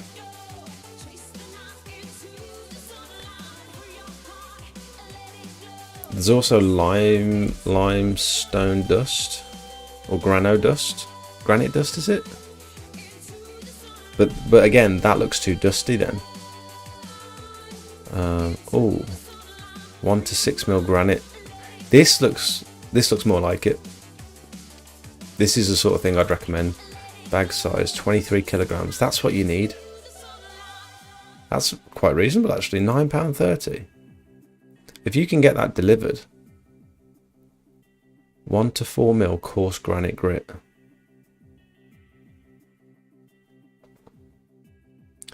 That's the sort of thing I'd recommend personally, because that looks small enough. That's a company called AWS. But there's also granite dust. But that seems more. See, this is 0 to 4mm from the same company, and that looks more dusty to me. So I don't know if that's what you'd want. Where's this company based? I didn't even know. I didn't even know this was an option. Oh, they've got a few, look. But if you can get that delivered, that'd be ideal. I wonder if I can Google 1 to 4mm joint filling aggregate. There we go. See, this stuff from Simply Paving, I've seen this stuff before. This was what I was looking at, and that's the stuff that looks dusty to me. Broadstone permeable jointing aggregate, but it's like they're advertising it specifically as jointing aggregate. So this might also be the sort of stuff that you want. Yeah, that actually looks fine, doesn't it? But I think 125 kilogram bag covers 3.5 meters squared, so we can actually work it out here. Dave, do you know what the surface area is of that job that you're quoting? Because we could potentially work this out on stream now. That's actually cheaper than I expected as well. I'm guessing you're gonna have to plus the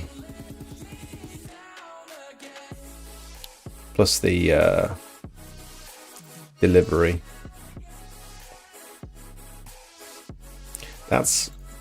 This is no more expensive than kiln dried sand from this particular supplier, which is crazy.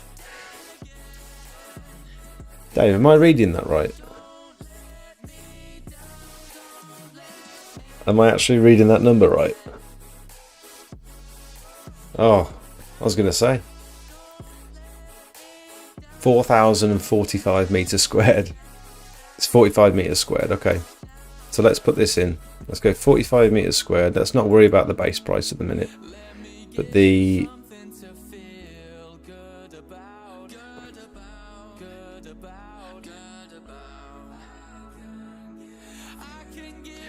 I think I've got a better way of doing this.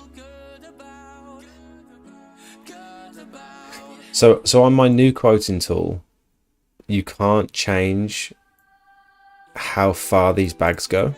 So at the moment I've got it set to 15 meters squared, but if I change it to 3.5 meters squared, we can actually work it out, and I can do that using my old tool. So let's see if I can find it. It's in my Google Drive. It's a lot slower to clean with the permeable grit between the joints. What do you do with all the grit that flies out of the joints? I guess it's a bit of a pain when it comes to like using your surface cleaner and stuff.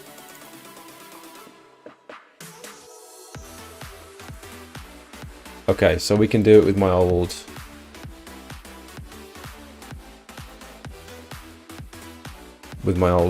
quoting tool. Some of these features, like the materials markup and stuff, I want to add to the new tool. I've just not had time, but those features are coming soon. I can't imagine you have to clean deeper. I'm guessing there's just like a lot more cleanup afterwards, because that grit's just going everywhere. I don't know, is it slower to clean? You're going to get a lot of crap coming out. So area size is 45 meters squared. We are resanding. Cost, what did we say the cost was? £6.79.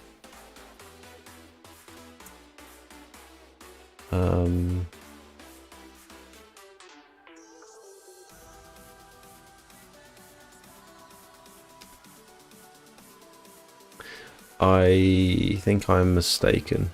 I'm sure you could change before. Bags of sand required divided by 10.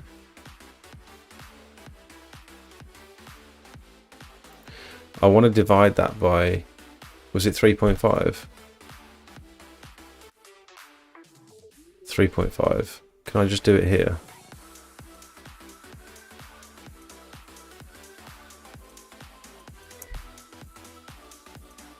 So this is suggesting you're going to need about 12 bags of sand. 13 to be on the safe side. And you're going to spend 91 quid. Is that right? Let's do £6.79 times 13. Oh, without the materials markup. Yeah, it's going to be 88 quid for your materials, and then you're going to charge your base price per square meter, I suppose. I did a permeable drive last week. Didn't see a difference in time compared to normal block paving, apart from the gravel stinging my legs as it flew out. Were you using a turbo nozzle or were you using a surface cleaner? Oh, that's for laying it new. You're right. Yeah, that makes sense. So I wonder if it's the same as kiln dried sand then. In which case, just use this.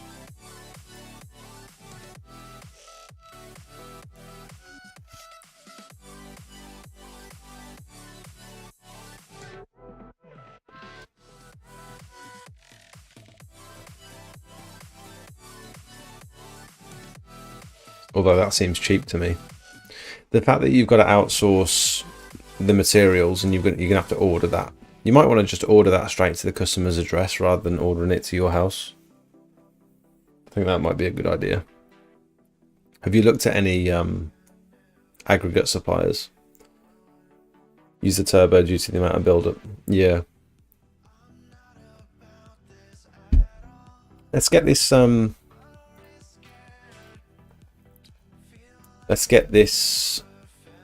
post up.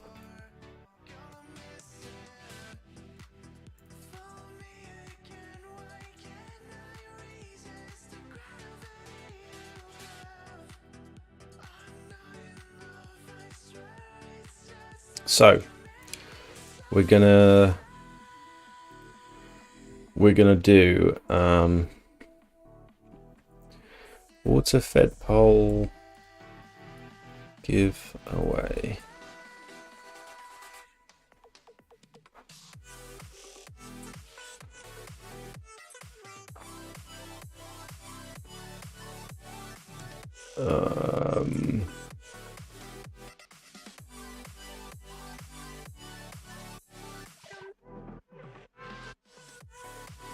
When should I do the draw? Let's do it on a Monday. Let's do it in 2 weeks' time. I'm just going to check my calendar just to make sure I'm actually able to stream in 2 weeks' time. We could just do 1 week, actually. Let's do 1 week. I think Julia is coming on 25th.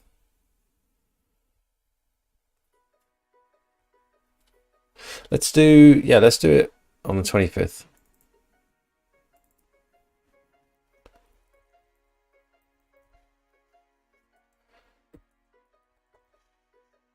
And then I want you guys to comment. So I'll say just comment on this post. Just comment below and tell me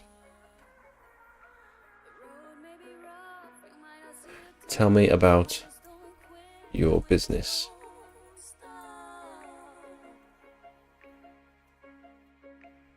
What should I put?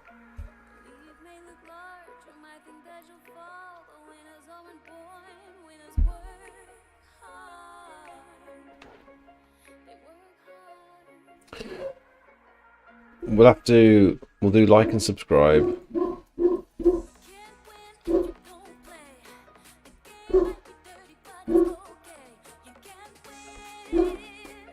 I just want to see what Coda's barking at. Bear with me.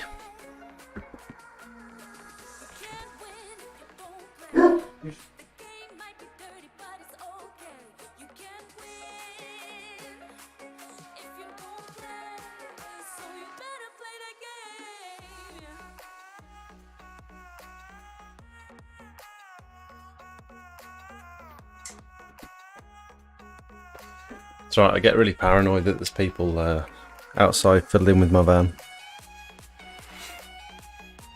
There never is, but I'm constantly looking out the window.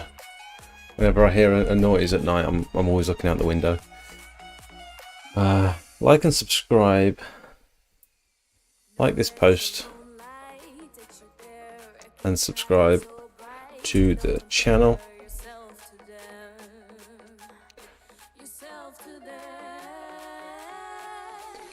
Just comment below and tell me about your business.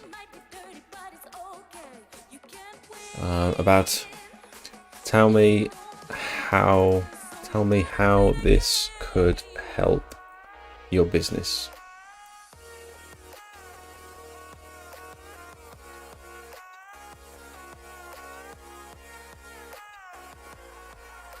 Winner will be randomly selected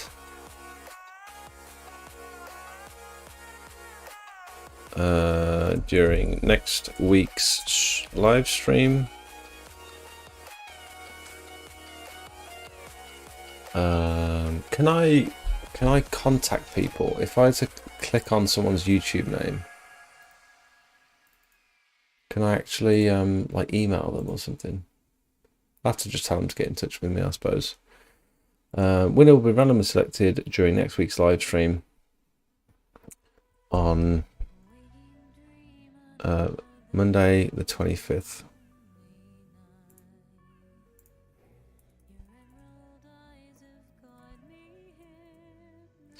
7:30 p.m. GMT. You could get them to message you. Oh, that's a good idea. If they don't answer within 24 hours, pick someone else. Nice. That's a good idea.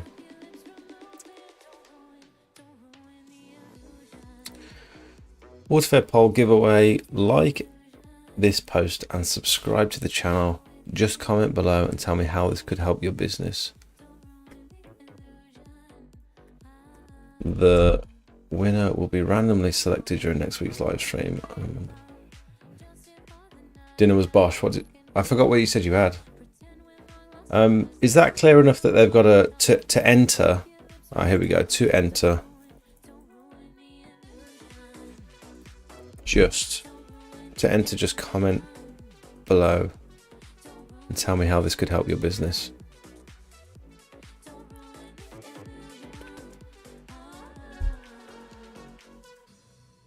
Make sure it doesn't depend on them contacting you as well.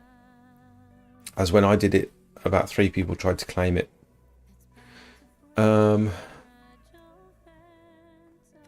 Yeah, how can I reach out to them? Yeah, because if I comment on it and say, congratulations, so-and-so, you've won, please contact me. How do I confirm that it's them?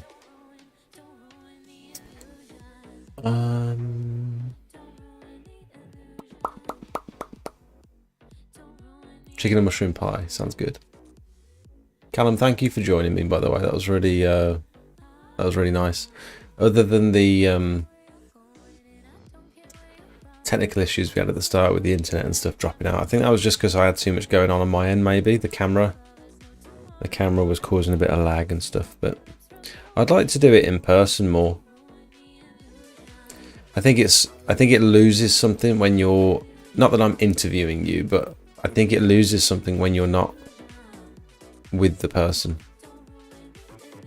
From now on, I might try and actually take my setup, because it's literally just my laptop, my camera, and like an extra screen. I could potentially just take it with me and set up somewhere put a few lights in.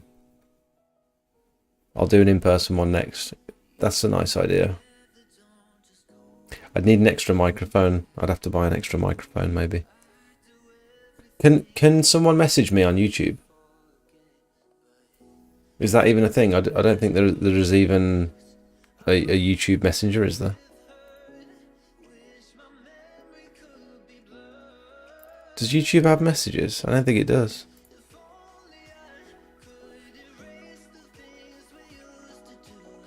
I think we can figure that out at a later date, can't we?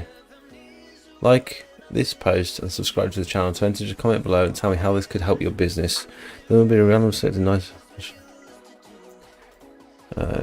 give away item. 22-foot water-fed pole with a stand with a brush attachment. You don't think they can DM?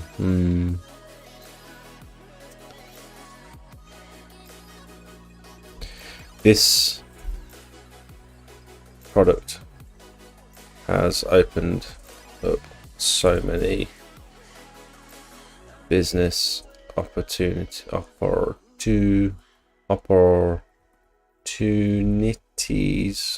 for me,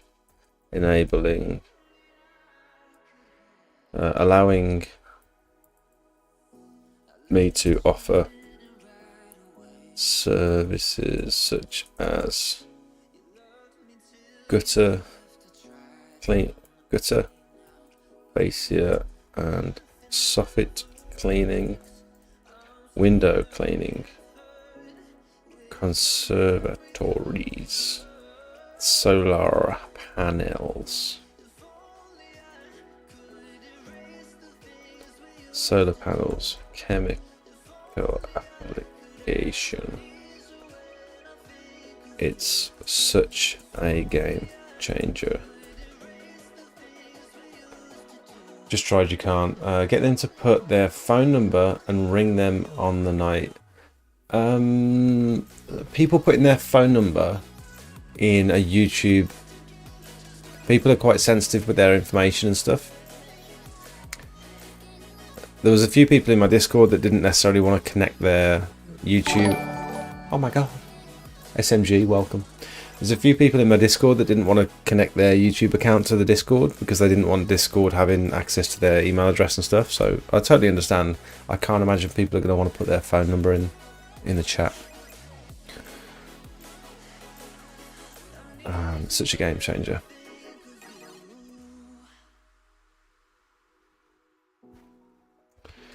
What can we do?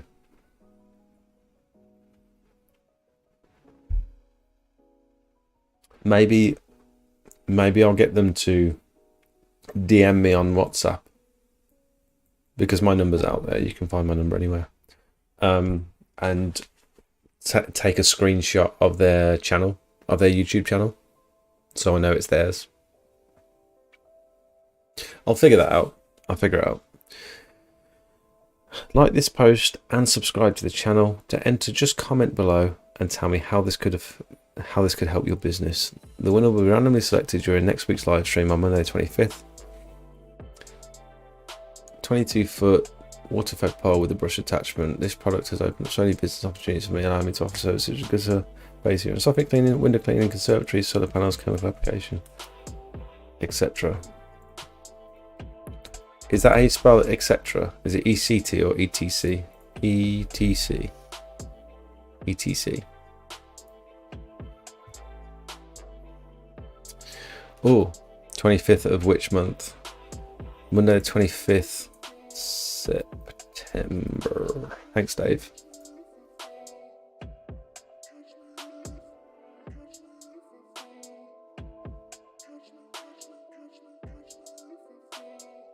Is that okay? Anyone think I should change or add anything?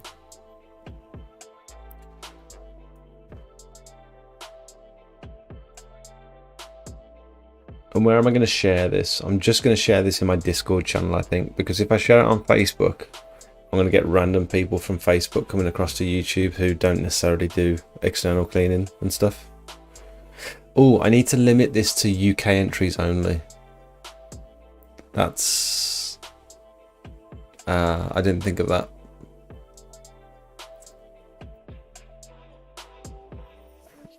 Where do gardeners ship to?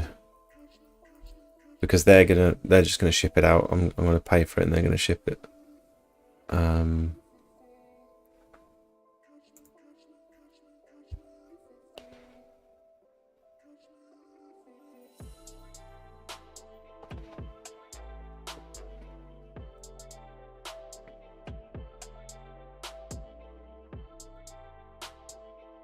Oh, here we go. They only ship to the UK.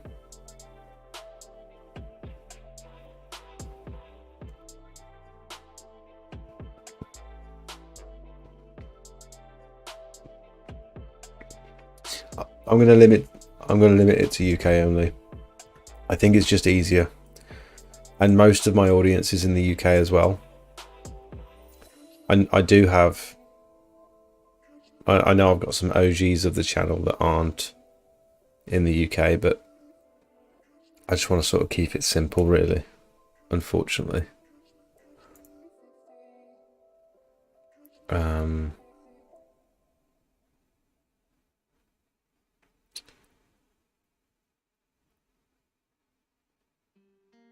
going to put UK entries only.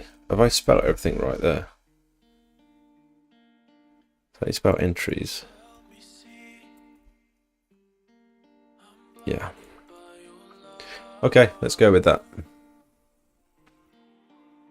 I'm posting it.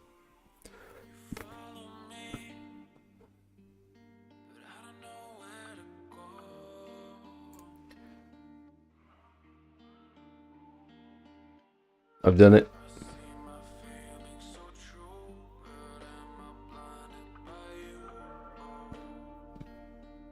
So if anyone wants a free water-fed pole, I'm going to buy this myself. Gardener pole systems are contributing 30% towards the cost. And I'll buy it from them and I'll get it shipped straight from them to the winner's address. Nice.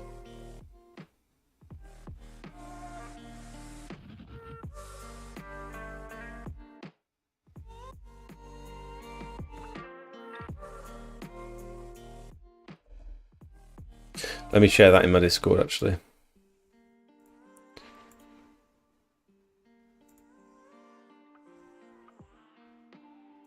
How do I share it? I want to share it externally.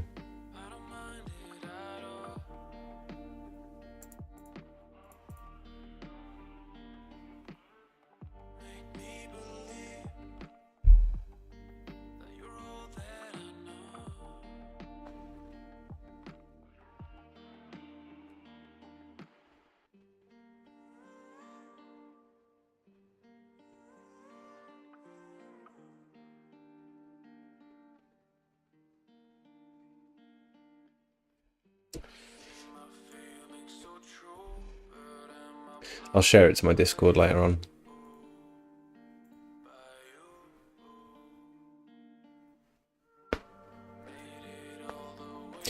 How's everyone in terms of work? Are you guys busy? Are there many people in here that are doing pressure washing or thinking about doing pressure washing?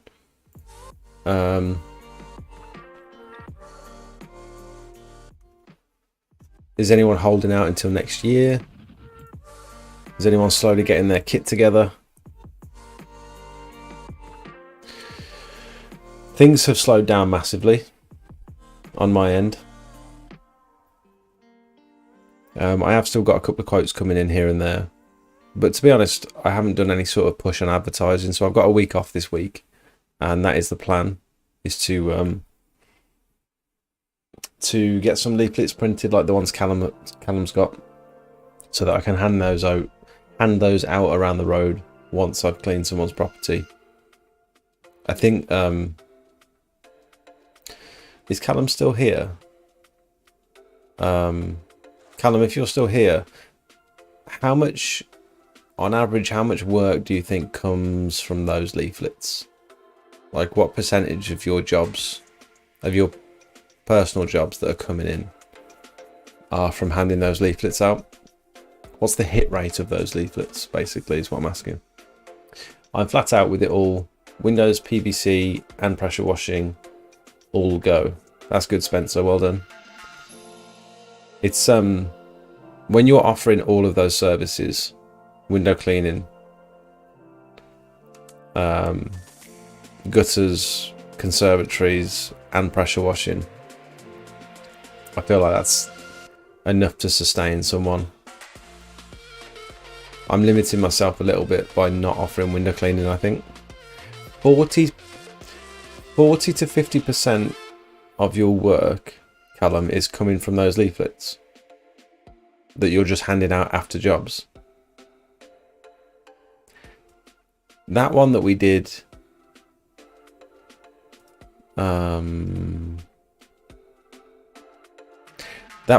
recently together in Woodrow, that was from a leaflet, wasn't it? Most of the work is word of mouth or flyering.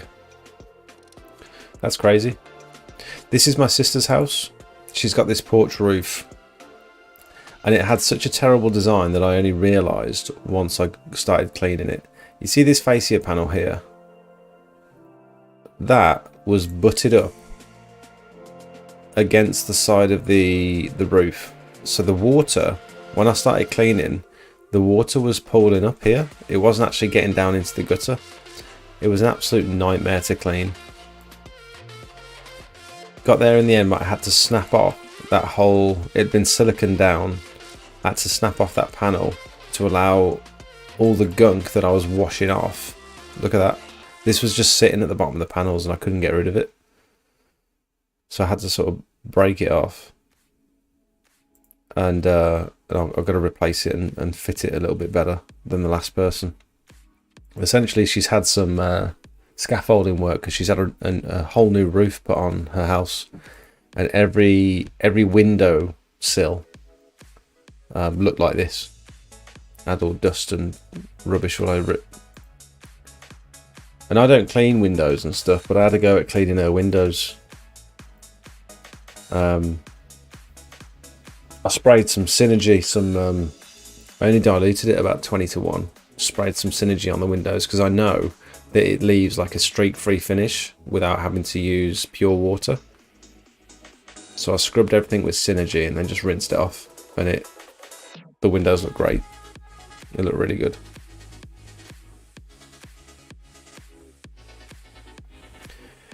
The first 10 or so jobs came from ads. Now the rest are word of mouth. That's really good. Gotta go. My bedtime. I'm turning back into a pumpkin. Have a good week, or what do you mean I'm turning back into a pumpkin? Past my bedtime. What do you mean, a pumpkin? Have a good night, Dave. Thanks for tuning in. Thanks for your contributions as well. Appreciate your insight. I'm very quiet. It's my first year. I advertise on Facebook and Instagram. The good thing is I don't owe money for my equipment. That is a very strong position to be in, and that's why I tried to purchase everything I needed before I went full time.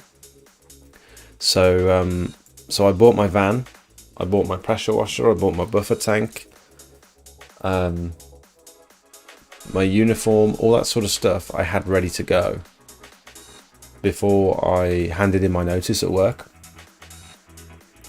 And that's such a good position to be in because you're not having to bring in a certain amount of money every month to meet that, that amount. Thanks for having me. Chat soon. Night all. Thanks, Callum. Thanks for sitting with me and chatting for a while. We'll do it again soon. We'll do it in person next time. I think it's better, isn't it? Ow.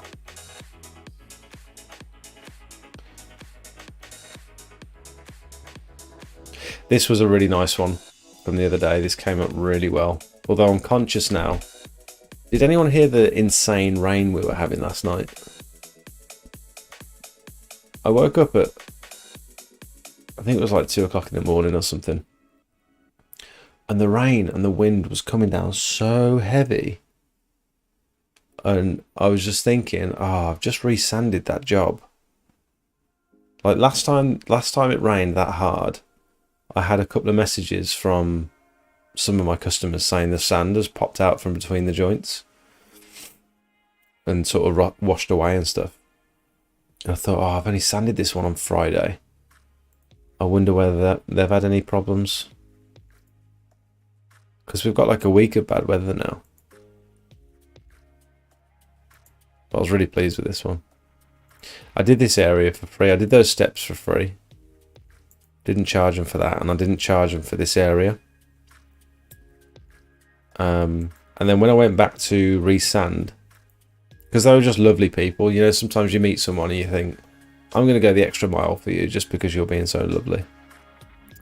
I went back with Luca to resand, and I set him an area to do. I give him like a path because he's not really big enough to like fully be able to come out with me and stuff. He can't like. To be fair, just having him around to like go and grab the leaf blower and go and do this and that for me, get the dustpan and brush and things. Like, it was nice being able to just send him off to the van and grab stuff while I was working. But I set him this path to do, and I showed him a little bit. I said, if you can get the rest of the path looking like this, I showed him how to do it. I said, I'll give you a £5, and that really got him going then. And he did really well, to be fair. It looked brilliant by the time he'd finished. And then, bless him, the customer, I think the customer like really appreciated that he was getting stuck in and getting involved and stuff and learning. And so they gave him 20 quid, bless him. And it's his birthday tomorrow. So he spent some of it on sweets already at the fair that we went to the other day. But I'm probably going to take him to Smith's or something so he can go and spend his money. But you love that.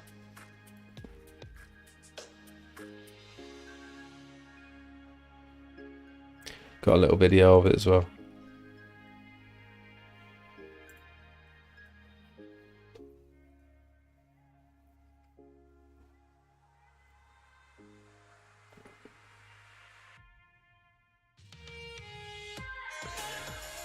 The drain had blocked on this one.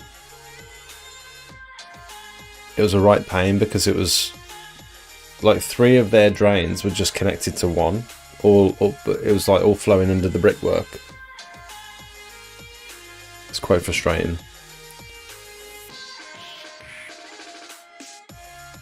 I'm so pleased with my new fittings. It's the first time I'd used those since going to visit Darren at PWS. He's put me a bunch of new fittings on.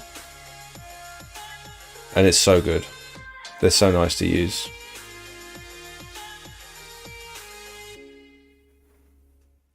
Yeah, that one came up nice.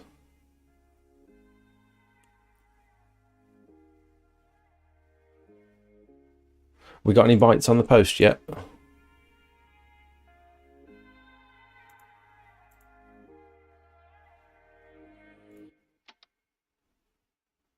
Oh, we've got a couple of comments. Nice.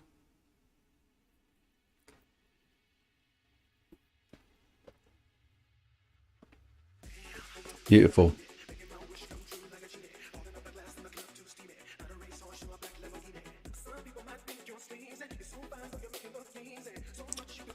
I don't think I've spoken about this one. Did I? I can't remember. This was a rinse down job. Since so that company I was speaking about earlier, Elk Gardens.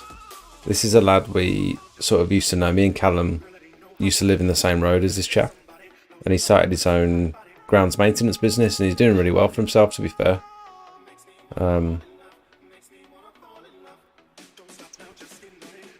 There he is, that big bold guy there.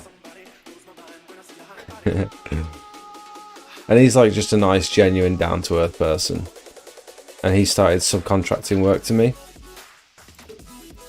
And he's told me I should be offering like a post works washdown service for like landscaping and building work and stuff. I come in afterwards and just rinse everything, which I hadn't thought of before. I don't know how much of a market there is. I'm wondering if most building companies and landscapers would have their own pressure washer that they can just, blast everything down with. I don't know. But he called me because this whole garden had been ripped up for like pipe work by the council, I think. And so they'd paid to have it re-landscaped, I suppose. And because it was there's so much like soil in the garden, it was all being trod through over all the decking and the path and stuff. So this was a relatively simple job, just washing everything down. Nice, quick, satisfying pictures there. I actually had to go back because I thought they just wanted the garden doing, but I hadn't read the message right, and they actually wanted this side area doing on the path as well. And so I travelled all the way to Stratford, which is like a 40-minute drive from my house. And I hadn't done this area, and I sort of said, sent him pictures and stuff, and he said, oh, we would like the path doing outside as well. I was like, no, I totally didn't read that in the message. So I had to go back and do this one. Just rinse off. Just a rinse off.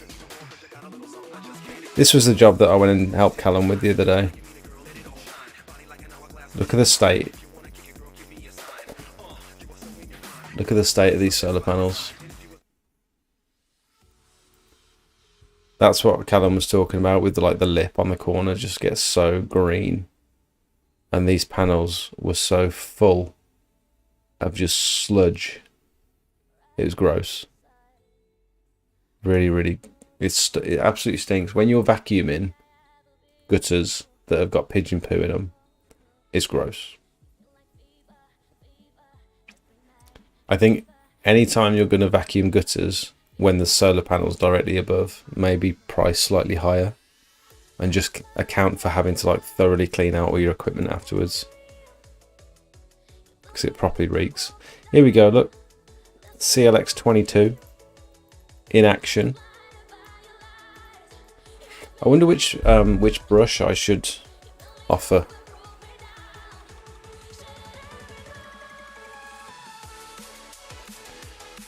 Because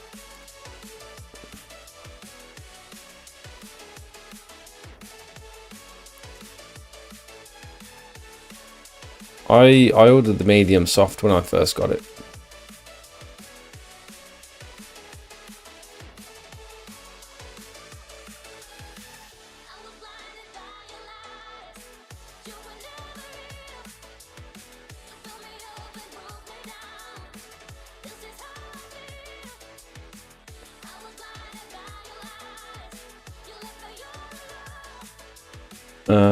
Maybe ultimate.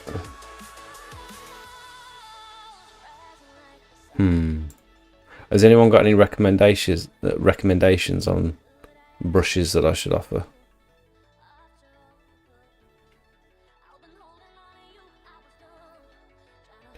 I wonder if there's like a stiff blocked one.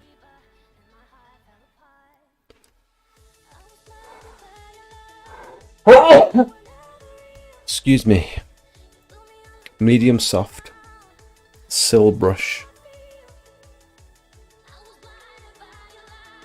Maximum bristle width 32 centimeters.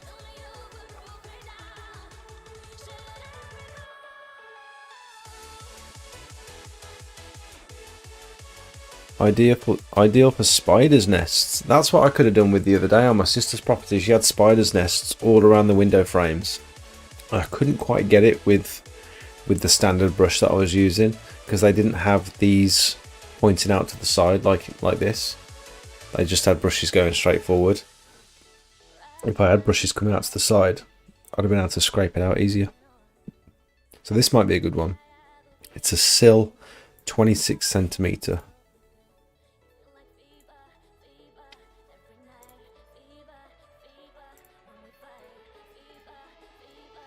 Let's see if I can include that without paying extra.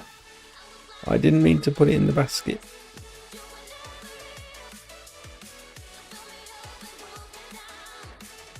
What was it called? It's a Gutter Facier soffit brush. What am I doing? Where's the brush? Oh, brush, here we go.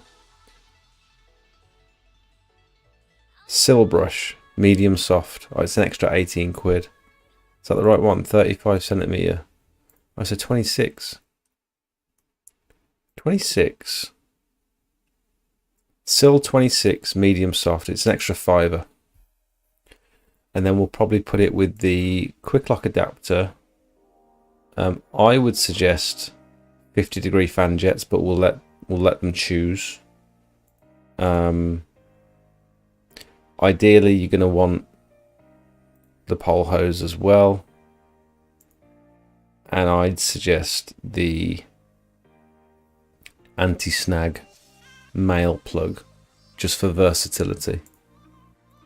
So we're looking at 191 quid plus the VAT minus 30%.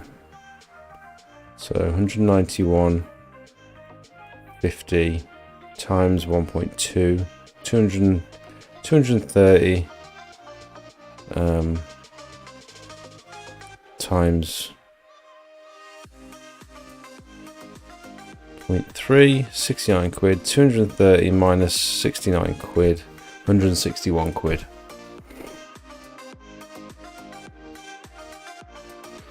I'm a window cleaner. I get all the PVC work and pressure washing from my customers. I get all the PVC work also from the same customers, so the people that you're cleaning windows for, you're also pressure washing their drives. and the people that you do the pressure washing for are also asking you if you offer window cleaning. That makes sense. I get a lot of gutter work from my pressure washing customers. Again, I think it's really useful to offer services that go hand in hand. Services that complement each other. I even think you could go as far as like pressure washing and gardening services, or pressure washing and landscaping, or pressure washing, window cleaning.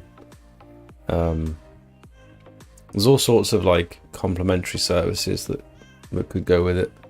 Ever considered getting a sprayer attachment for your pole? I think I've got one. Pure Seal. When I did the Pure Seal course, they give you a little bag with a little jet with a little attachment. I don't know if it fits my gardener pole. That's the only thing. To be honest, I don't understand why you wouldn't just use the brush attachments.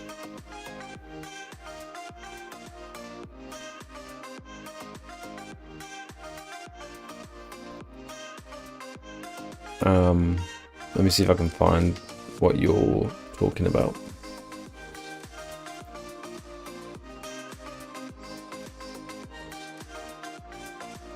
What would you call it?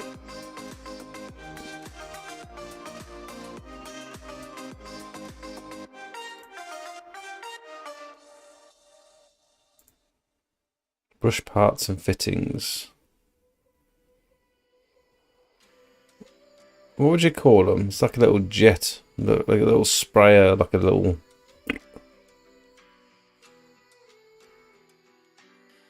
Pressure washing too good to pass. Obviously your number gets passed on, but I'm full now, can't take any more window cleaning on. But I do get the bigger jobs. Yeah, I mean, I suppose even if you've got a full window cleaning round, you're not going to pass on the pressure washing work, are you? Because that's sort of big ticket. It's big ticket work. That's nozzle. Nozzle. Mixer nozzle. No, that's not what I mean. I know what you're talking about. I can't remember what they're called. It's for like chemical application and stuff, isn't it?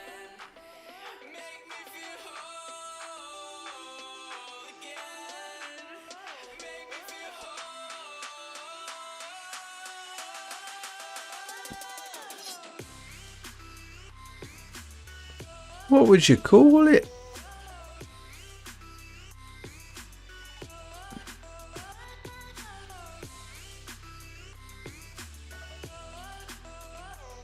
No idea. No idea.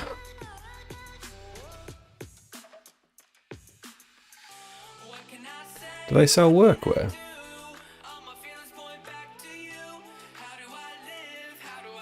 Ooh, little gardener hat. I actually like that. That's cheap for a hat. I'd actually wear that. Is that sad?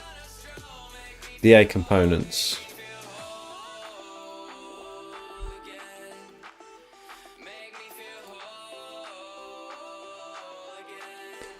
Yeah, this looks very similar to what I got from Pure Seal.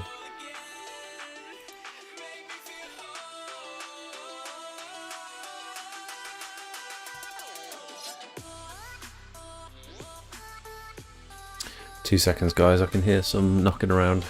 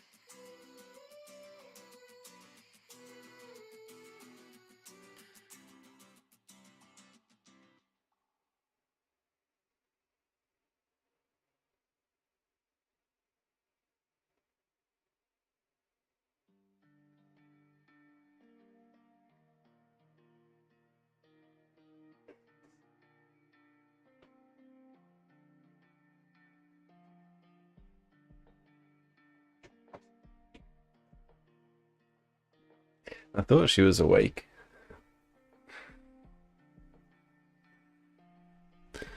I could hear a little door going.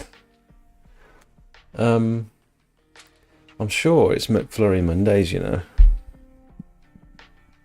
I wonder when Sophie's going to be home.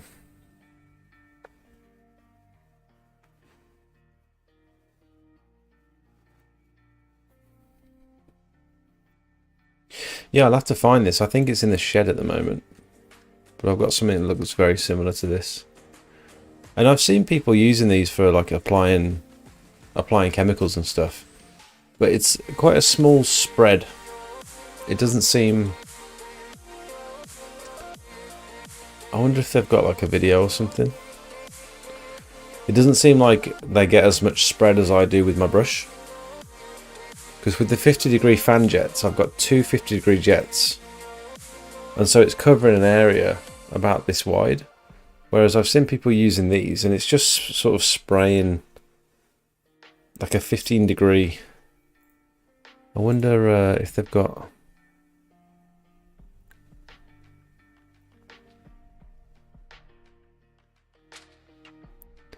...50-degree spray pattern. So that's what, that's a single 50-degree. A single 70-degree.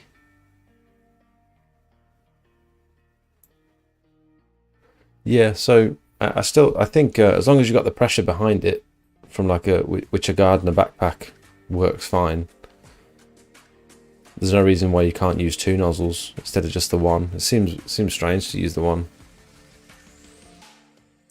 There's a video in the pictures section. Oh, here. Yeah.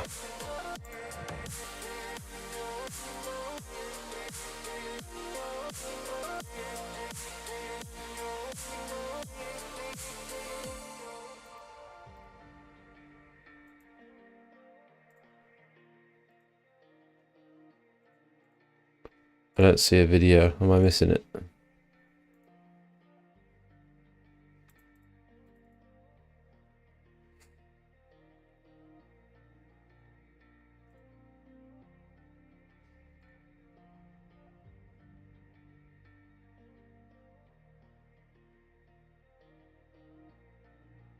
They've got some guides on here by the looks of it. How to remove lichen.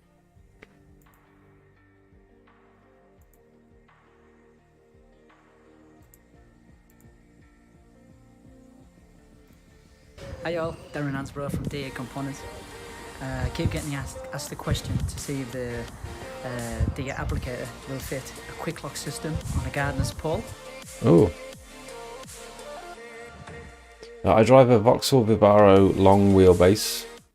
I've got a fixed 600 litre ionic hotbox. Water tank fitted. I've had to invest in a trailer to carry the rest of the equipment. Skyvac pressure washer generator.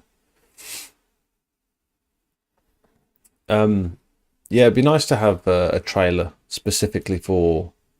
Because my van's getting small now. I don't know if you've seen my van. It's actually in my new video that I put out today. But my van is tiny, really, for an exterior cleaning business. That's my van there. There it is, look.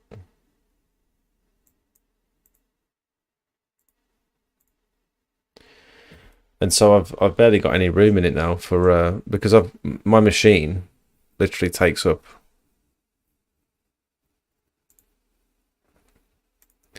the whole back end of the van and the water tank as well. I've only got like just enough room to fit my gutter back in behind the seats. And so it's getting a little bit on the small side. And Darren reckons once I've got a different exhaust that faces the other way, I can turn the machine round and even potentially have it going out of the door and have a slightly different upright tank. It's a taller tank, but it's skinnier. So it's the same capacity.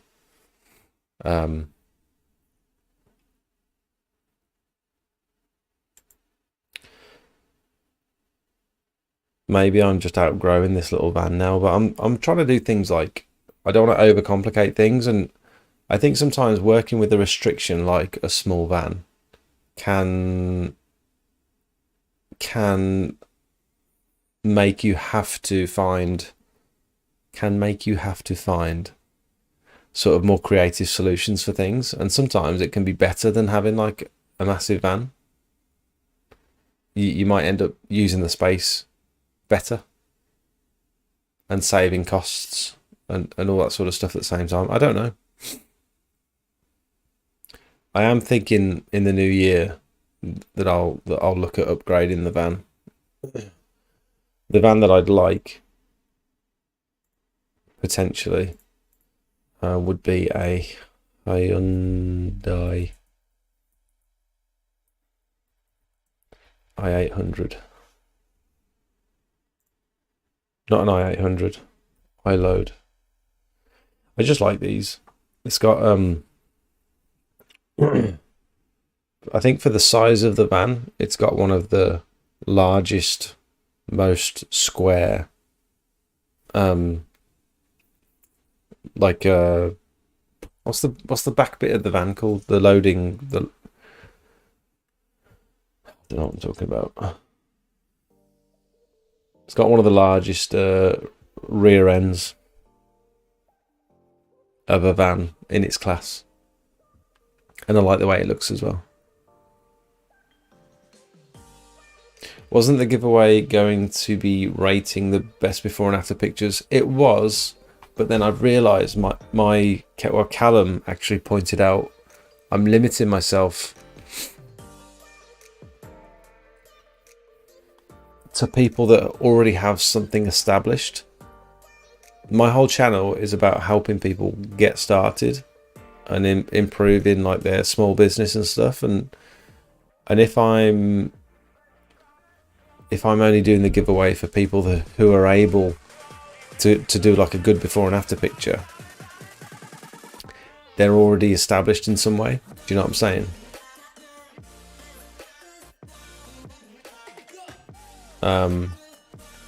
You already need to have equipment in order to make a good before and after image.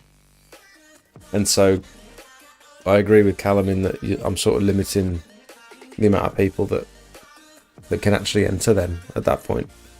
And it's like another barrier as well. Do you regret not getting my van now? Craig, no. That van was a good van. But it looked like a good van. I hadn't seen it in person. But it wasn't it wasn't a big enough upgrade. It wasn't like a significant enough upgrade for me to make it worthwhile for me. I think this van... Do you think this van's slightly bigger than the one you've got? Or do you think it's the same size? It seems a lot bigger to me. Because your van looks like it's only slightly bigger than my van. It seems like it's taller and it's only got like an extra half a foot, maybe a foot on the back. But I think it's got sliding doors on both sides depending on which model you get. And I think it's like significantly bigger. And it's still enough of a car where you got like the comforts of driving a car rather than like this seems more like a MPV because it's based on the i800, which is a people carrier, so it's got all the comforts of like a people carrier but the space of a van.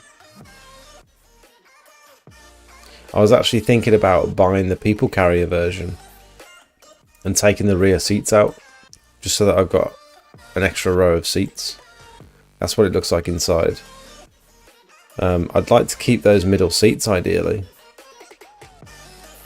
But then I realised, well, the reason I'm upgrading the van is because I need more space, and if I keep the middle seats, I'm going to have no more space than I would have. You know what I mean? I think they look really smart.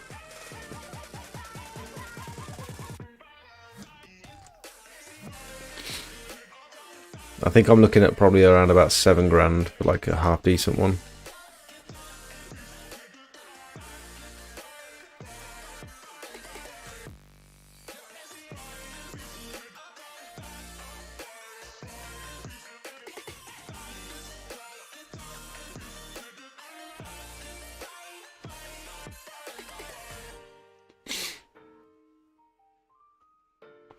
It looks the same, does it?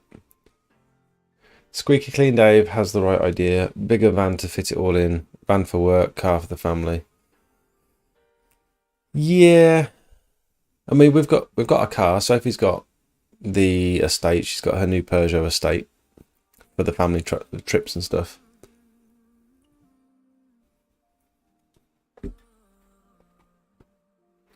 And someone said to me the other day, like, if you upgrade, it needs to be significant enough where you're not going to want to upgrade again to an even bigger van in the next couple of years. Like, it's got to be worth it. And they're definitely right.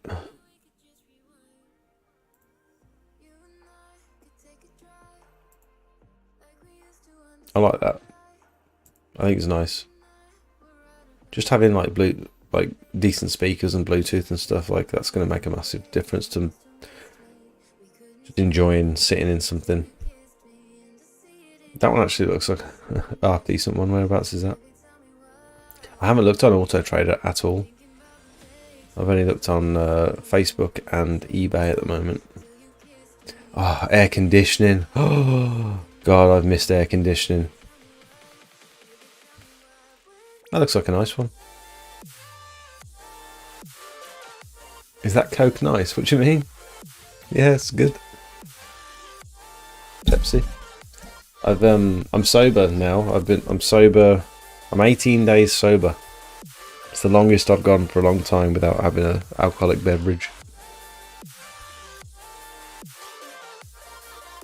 They drink fuel. Really? That's not what I want to hear. When you're doing tarmac, how far do you put the revs and the unloader down?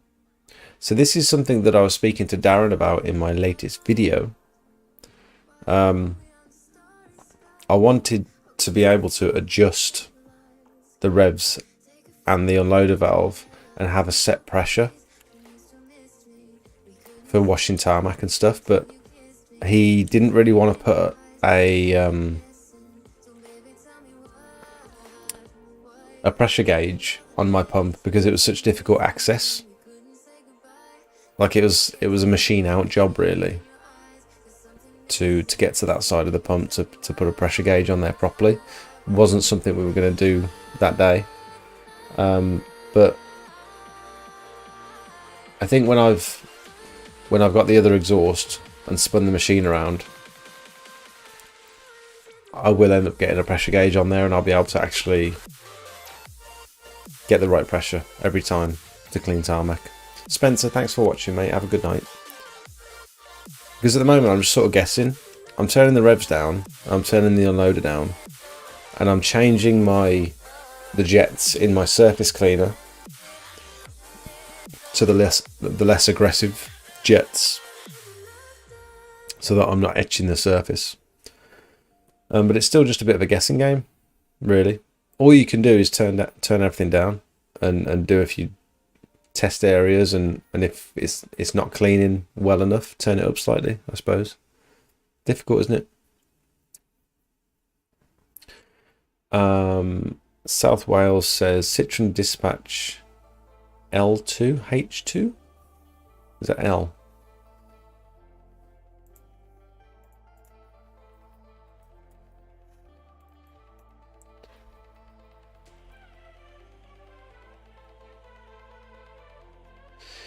I struggle with Citroen. I know my van it's got the same engine as the Berlingos and Dispatches and stuff. I remember having my dad used to have a Citroen and it felt so cheap and nasty. And to be honest, I'm not keen on the way they look.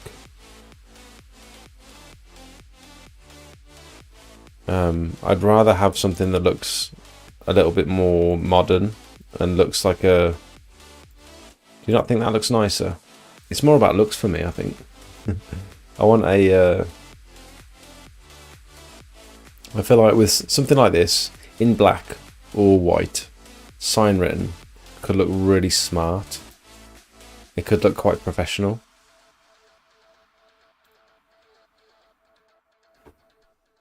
I'm not particularly keen on these. Someone else said the transporter. T6. But I feel like as soon as you look at Volkswagens, the price just goes up double compared to what you pay for the equivalent. I might be wrong. I've not looked into it, to be honest. How much does a T6 cost?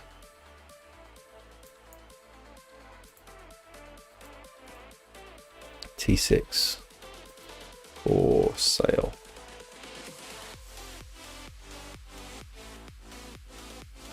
Like, what year would you say? What sort of year? I see people going around in these for their business vehicles, and I'm just thinking, like, I feel like you're just paying a premium just for the Volkswagen badge. I don't understand.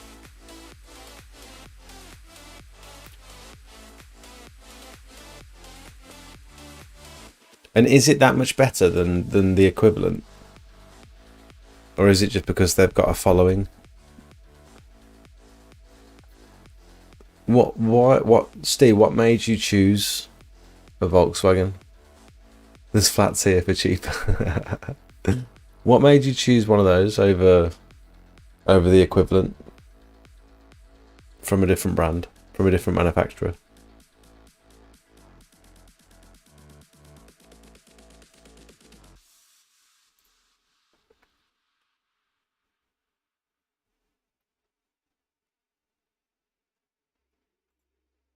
Why is it saying camper van?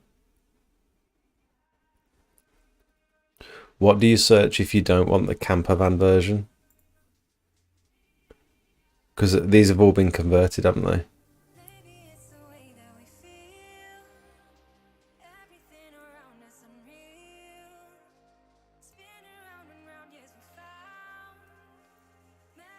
T5, it's a workhorse.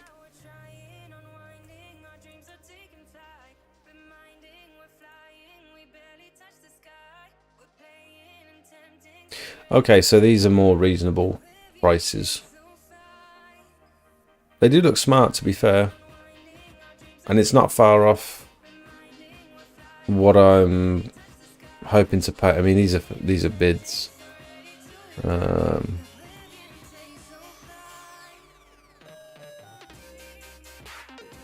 Should I do classified ad instead?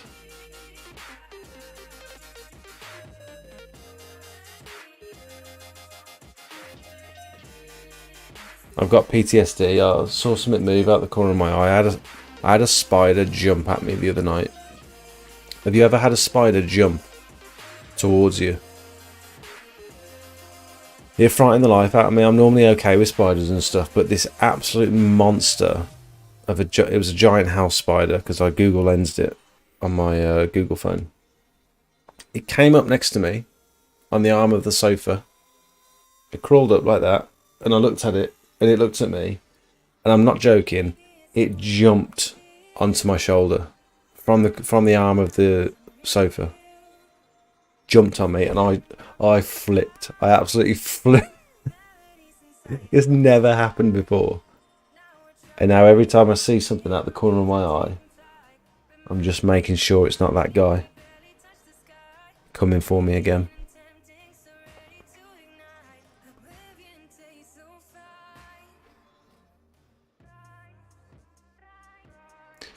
A lot of my mates have them. Everywhere I go I see them. It was 12 months old, and with my other businesses I do a lot of miles. I needed a very good van which drives well and does the miles with ease. That Hyundai looks like it came straight from a Chinese cereal box. They guzzle. Yeah, I like the sort of Japanese, Korean sort of cars and stuff, so I'm into it more than the German stuff. I like all the S15s and some of the Mazdas and Hondas and stuff. This is my sort of... I almost bought a 300ZX, twin turbo 300ZX from one of my friends a while back. One of my colleagues. It looked like that. I've had Lexus IS200s. I like the JDM stuff. I've had a Infiniti G35. Mine looked...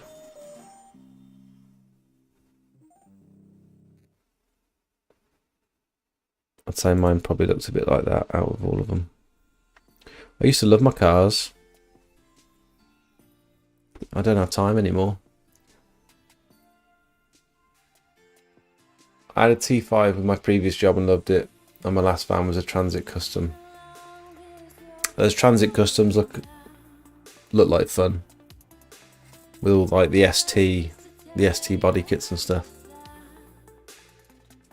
Jake with all that YouTube Wonga just worked from a Urus. Is that a Lamborghini? Yeah, that'd be nice.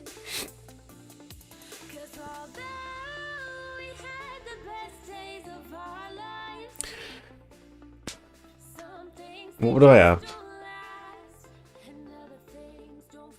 Show your motor chat to Discord. Oh, that's a nice idea. Do people like their cars in my Discord? The problem is the leather-clad carpet-lined expensive van isn't good for this sort of work. Yeah, you're right. They hold their money. Yeah, they're almost like a collector's item, I feel like. Yeah, that might be a good idea. King Kong. What would I have if I had the money?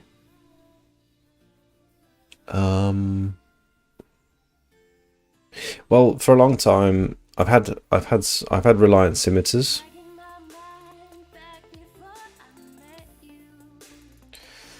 I've had 6 of these in the past. And if I had unlimited funds, I would get one of these and I would fully strip everything, nut and bolt restoration, but with a modern Japanese engine, like a modern turbocharged Japanese engine, and modern wheels, modern suspension.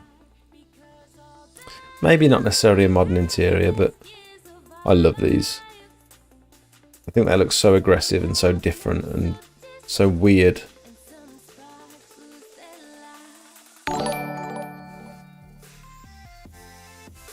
Millhouse, welcome mate.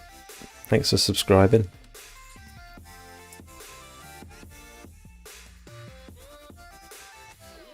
And then I also had the other scimitar, which was a 1.8 Nissan Turbo engine. It was a scimitar SS, not the SS1, it was the SST, which is the slightly rarer version. So it was slightly nicer than the SS1 actually.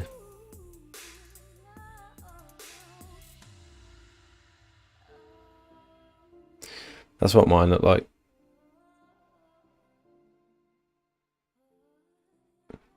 I wonder if the number plate is on Google. H7 SST.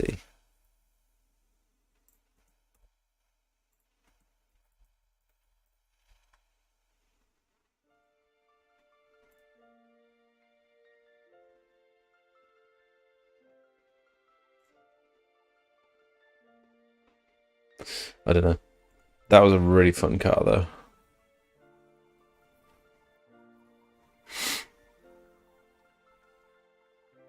Why no trailer for the work? I've never pulled a trailer in my life. I don't know how difficult that would be. I've got nowhere to store a trailer outside. I could store it on the drive, not a problem, but if I've got all my expensive kit in there, it's going to be very easy for someone to steal it. And it just seems like a lot of extra effort, having to hook a trailer up. And some of the places that I'm pressure washing, they're quite tight anyway when it comes to parking. And having a trailer hanging off the back of my van, it's going to make things even more difficult. I don't know, if I can get everything in the van, that's what I'd prefer to do, personally.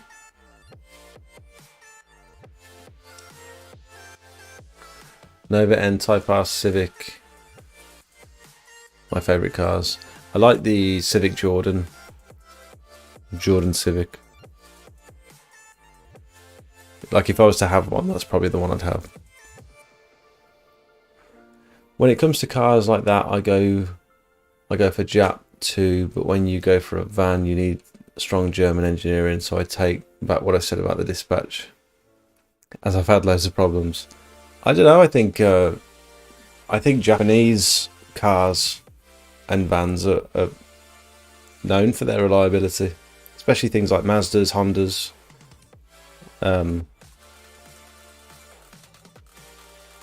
And they tend to be cheaper to fix than German cars as well, from what I've heard. I wouldn't bother with a trailer, making more work for yourself, just get a bigger van. I think I agree, yeah. I'd look at a Vivaro or a Renault Traffic. Decent and fair price. Yeah, Steve. The new Sprinter long wheelbase.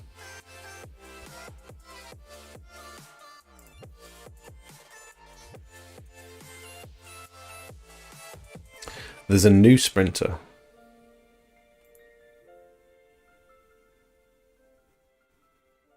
That looks like a big one, like a tall one.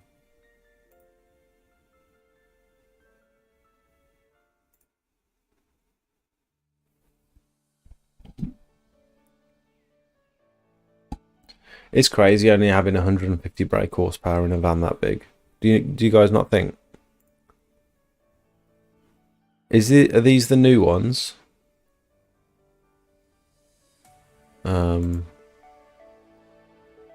Panel. Model. Sprinter. Body type. How do I choose the wheelbase?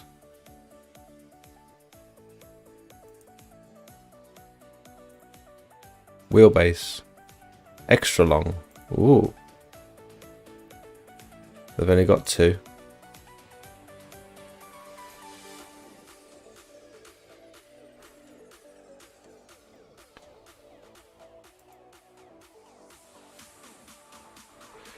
I get a feeling this isn't the right... Oh, it is the right image. Look at the size of that.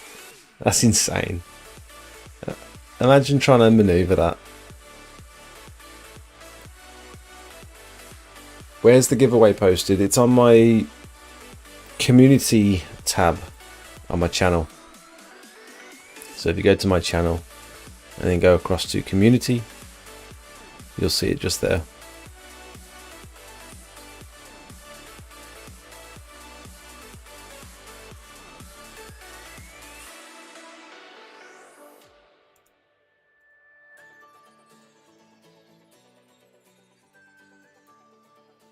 I don't know how I'm going to stick all these names into a generator, by the way. I'm going to have to type them all out manually, aren't I? I think you'll get the big gutter vac in there, you're probably right. VW Crafter, you always see the Sprinter in the fast lane, plus Amazon use them, that is true. Maybe it wasn't a Sprinter, that's...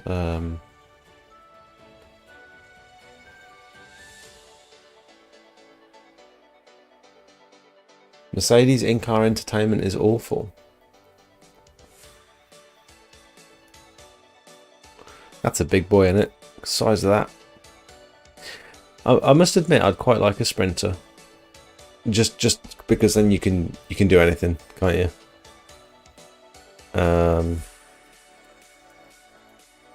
How much are they?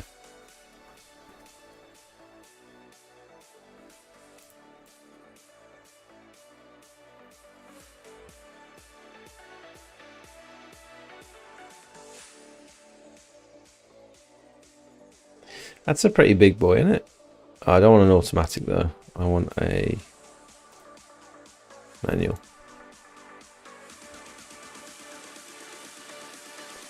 Oh, that one's got a little window.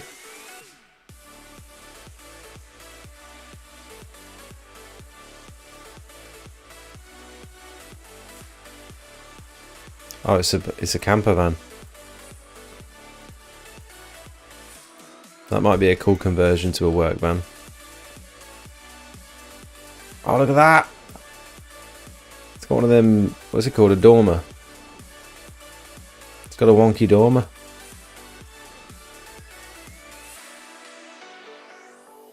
Looks a bit old and plasticky and rubbish inside, doesn't it?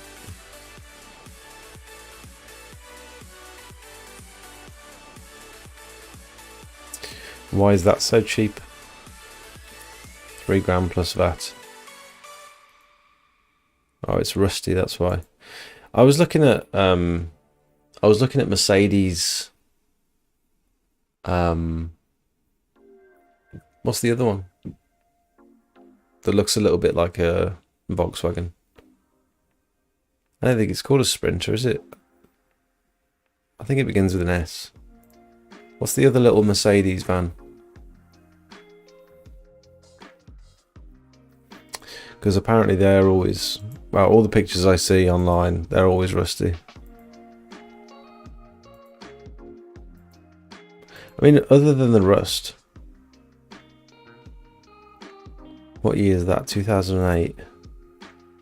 A Vito, that's right. You've got it. The Vitos look rusty. Like, before a certain year, they're like all rusty.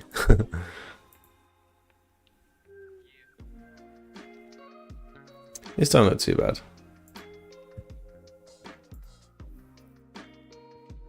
Oh, Maya's awake. Bear with. You want money?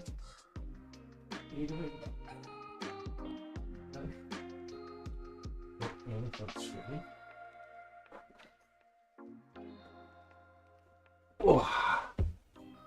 Mummy's gone swimming, girly. You can chill with me for a bit. Could you not find me? Did you go downstairs? Oh dear. I've been up here all along.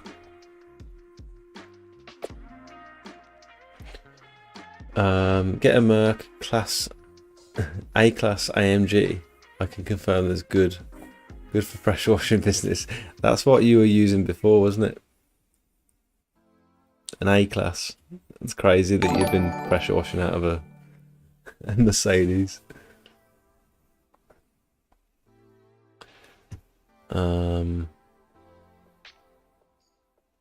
Yeah, see, all these are just rusty.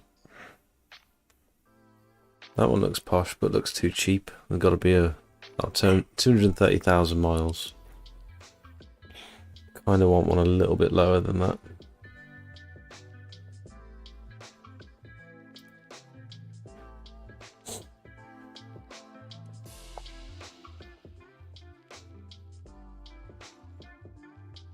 I mean, these aren't as expensive as I expected them to be. You think for a massive premium van, because Mercedes is a premium brand, isn't it, really? That one looks pretty smart.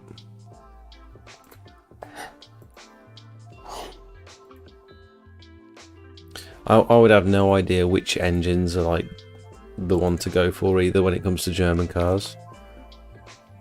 I feel like I kind of know with Japanese engines, but I don't know. I'd go for the one. If you were to get a Sprinter, would you go for a 1,000 litre tank? Possibly. It would mean I can actually carry water with me when I'm... Because at the minute, I'm having to empty my tank before I leave the customer's property. Because I can't really carry any water with me in the tank because there's so much weight over the back wheels. It wouldn't be safe.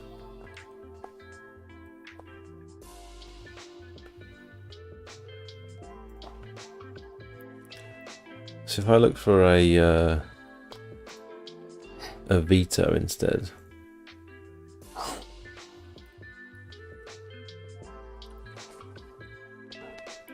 These are cheaper. I was seriously looking at these. They're clearly not as big, but this, I'd say this is on par with the iLoad, the Hyundai, in terms of space.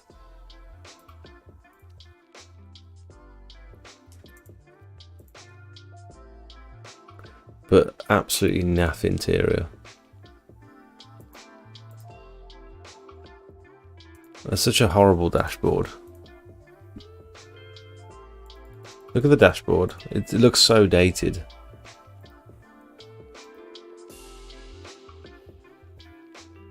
Do you want to go on Lucas' bed?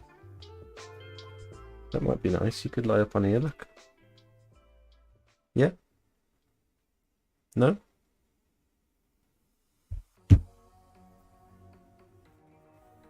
Did you check WhatsApp? I didn't. What have you sent me? Oh, is that your new gear?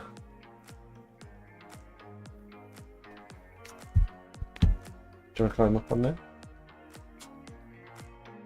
Okay. Close your eyes.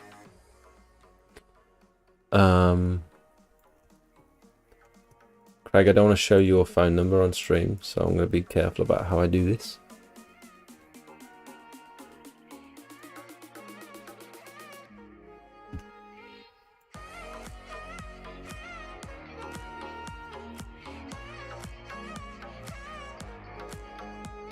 Yeah, you've got so much room in there. Are you going to get a buffer tank? I'm sure you had a. Did you not have a wheelie bin buffer tank?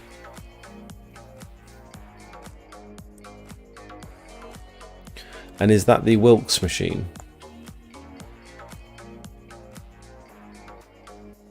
And what are your plans? Like, are you gonna get to the point where you're gonna have a van mounted machine? Oh, that's your next buy. Okay. You reckon the transporters or the crafters look good? I was looking at the crafters actually.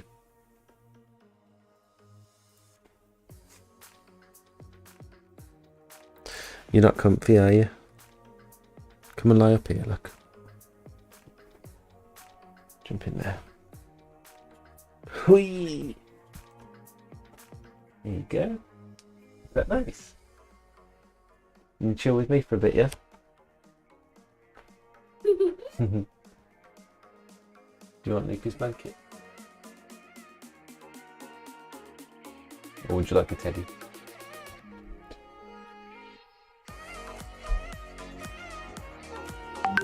Yeah? The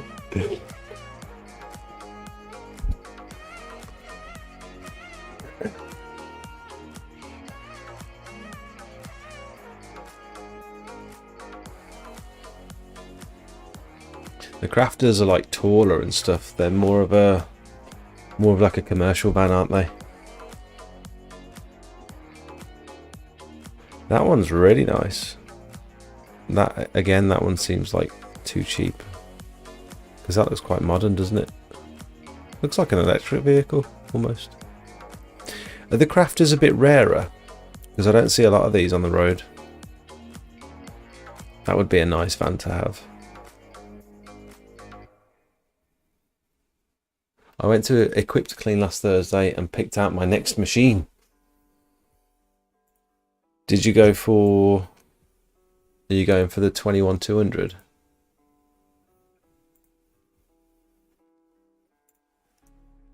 Oh, this is the machine that I've got. This is the exact machine that I've got.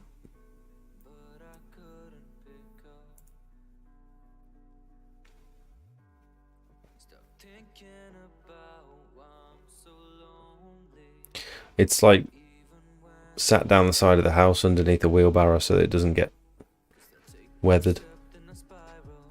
I'm keeping it for a while just as a backup. I don't really know how long I should keep it for, to be honest. But maybe I'll keep it as a second machine just in case I do employ someone. Not sure.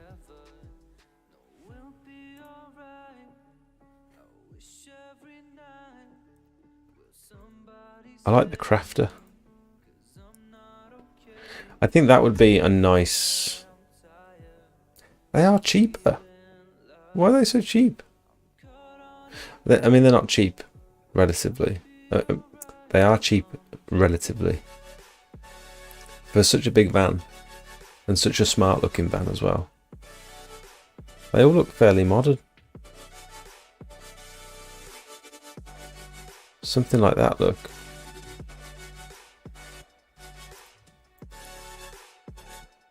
I can see myself in that.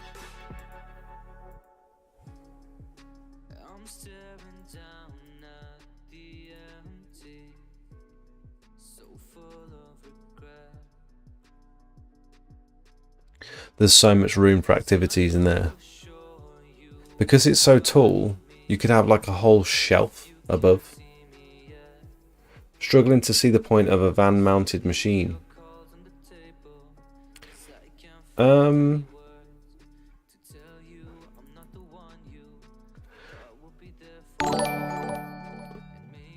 AM Power, welcome.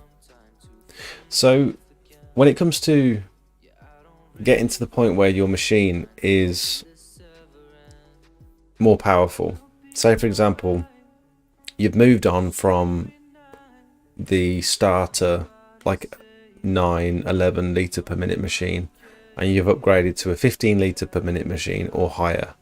Generally, they're much bigger machines, like this one here. It's a big heavy machine, and to run this, 9 times out of 10 you're going to need a buffer tank. And then at the point where you've got a wheelie bin,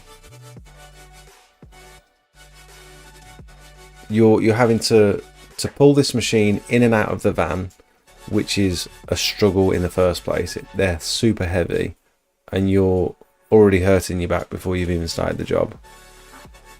Hello. What is she doing away? She came looking for you downstairs. Oh, And she got a little bit upset that you weren't around. oh, chicken. You've been a good girl. She's been lovely. How long's she been awake for? Only 10 minutes. Ah, Thank you for my McFlurry Monday. that's alright. Maybe we could get a sponsor. A McDonald's sponsor. Yeah. McFlurry Mondays, guys. Thank you so much. You have a good swim.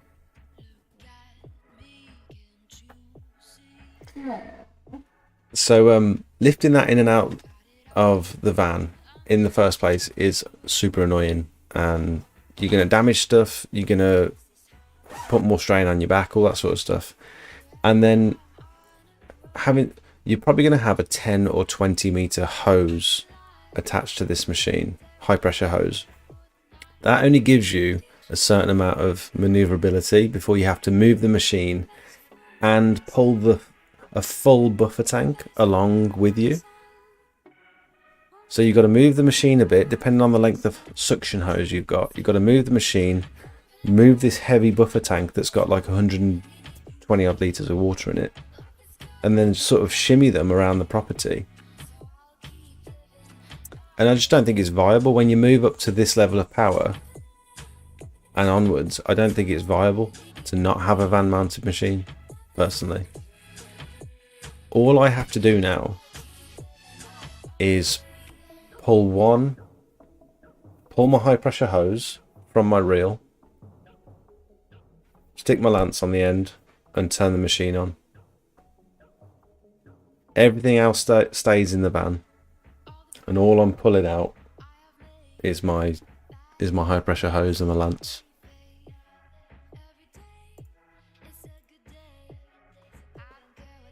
I don't understand why can't you see the point in that, Steve and Craig? I'm struggling to see the point of van mounted machines. That's crazy to me.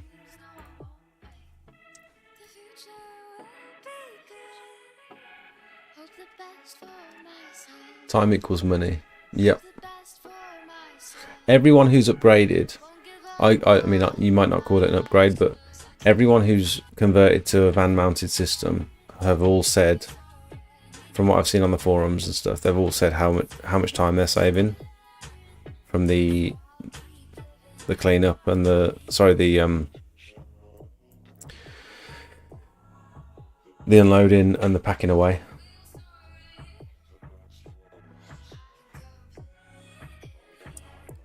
So other than the low pressure hose reel, You can have a snuggle with me. other than that low pressure hose, that's the only thing I've got to get out of the van. All I have to do is pull this high pressure hose to whereabouts I'm going to start cleaning, and then turn the machine on. I don't have to pull anything else out of the van. So come on my bed, girlie. Yeah, the equipment's going to stay cleaner. Come snuggle with me in my bed. Yeah. You like it in Luca's bed? You look very cozy. I'm gonna take this. Oh, you're allowed. Yeah, she can have that. You're a smiley girl, aren't you? He's squishing. Squishing. Squishing. Do you fully unwind the high pressure hose? No, you don't need to.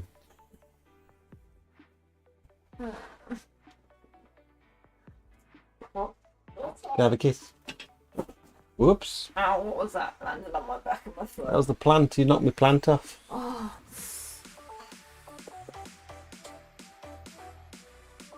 You've been a good girl, sat up there nicely. Nice and quiet.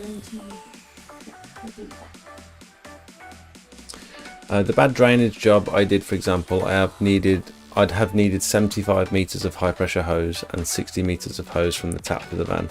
That's a fair point. You need to make sure you've got enough.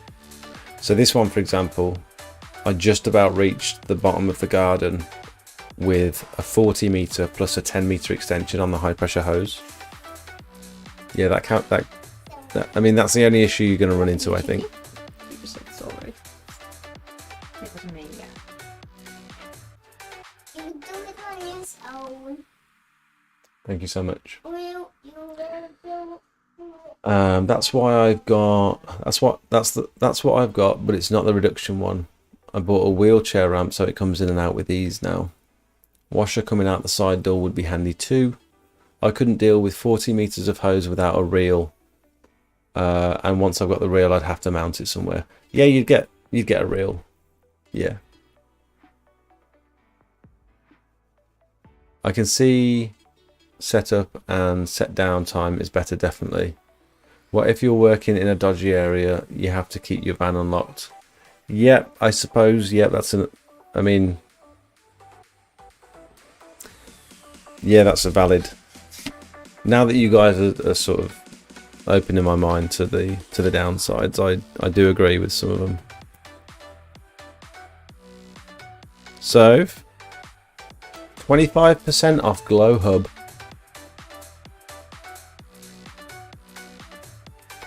Whatever that is. Do you find a massive change in the fixed turbo nozzle? My hand's getting them after a while. Yes.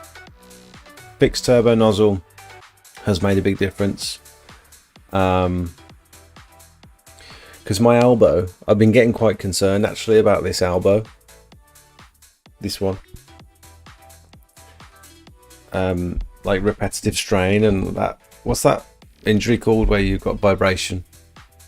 It's like a vibration injury. It's aching, like it's aching now. When I twist it weirdly, it's like a sharp pain.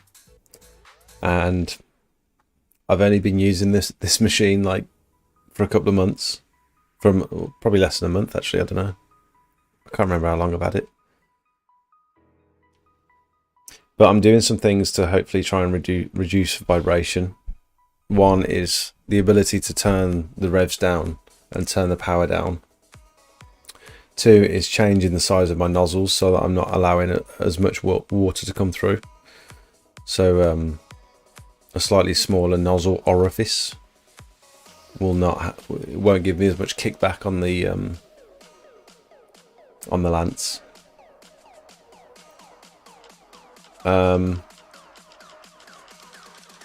Yeah, having a fixed turbo nozzle is going to make a massive difference to the vibrations. And then also they do PWS do a Vibro X, which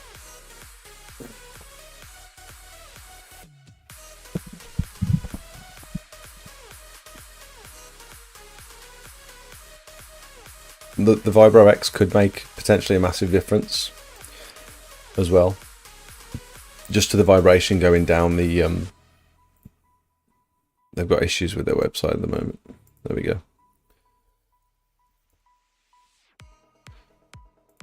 Oh, fits all machines. There we go.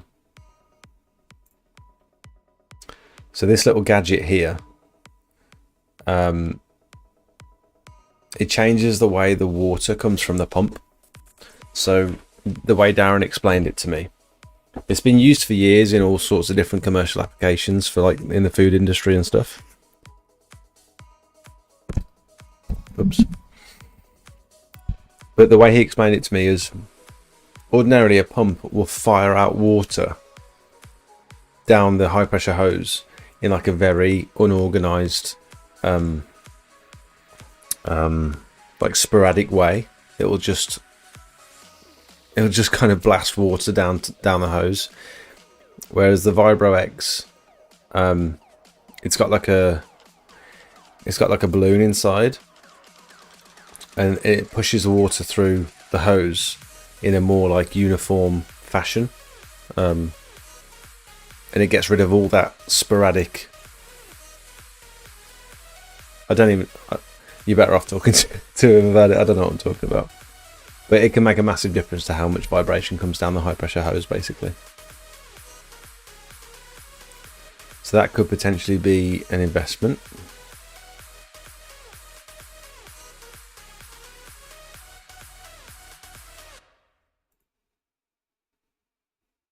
Does look pretty cool, sat under the machine like that. They had one on the machine that they were building up, or that they were testing when I went to visit them last week. They had one just there, look.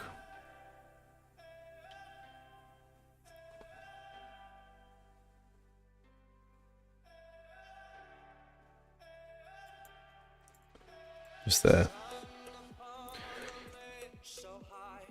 I should have asked if I could have a go, to be honest.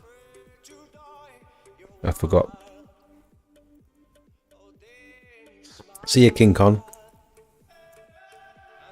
We've been going for 3.5 hours. That is a testament to my new chair, my new ergonomic chair look.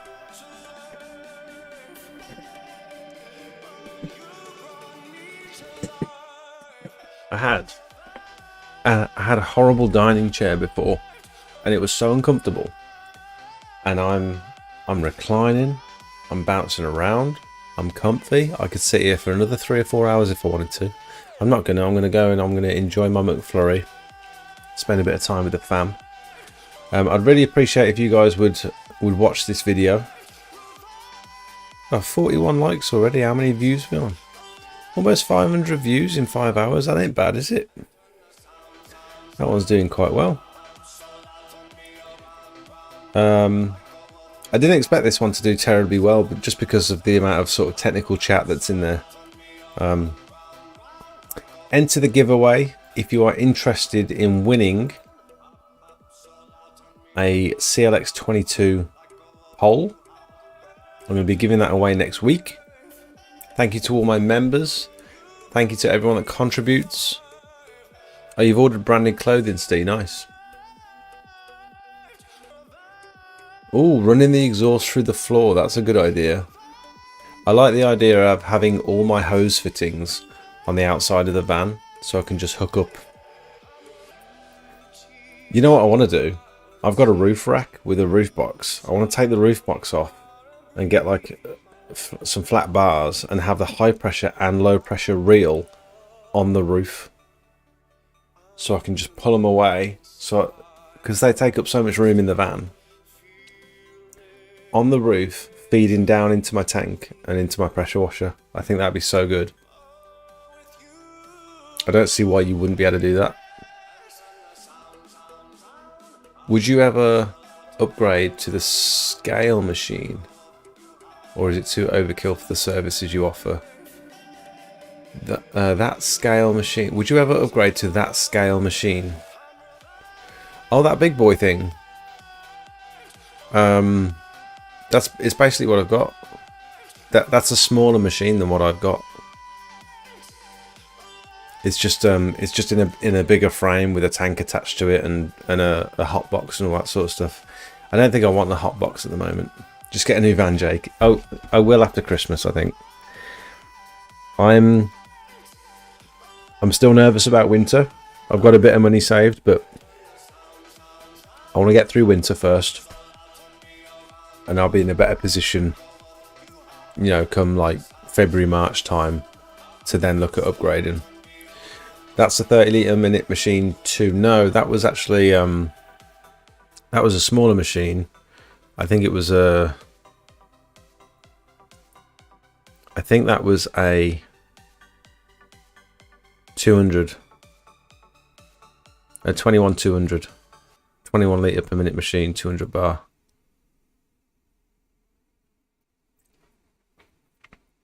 And it wasn't a V-twin engine either.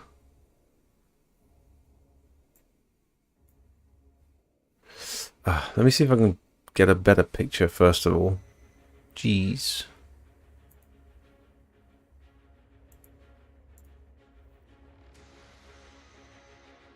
There.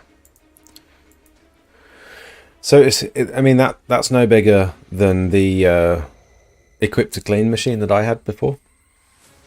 It's just mounted on an anti-vibration skid. It's got a hot box, and it's got a 500 litre tank behind it. So that's the only difference really. I've got a V-twin, so I've got a much bigger engine.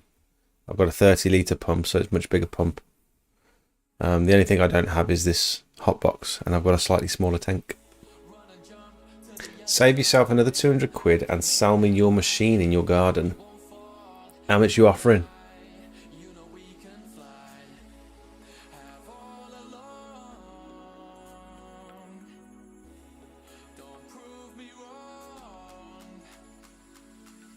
That's the one I've got.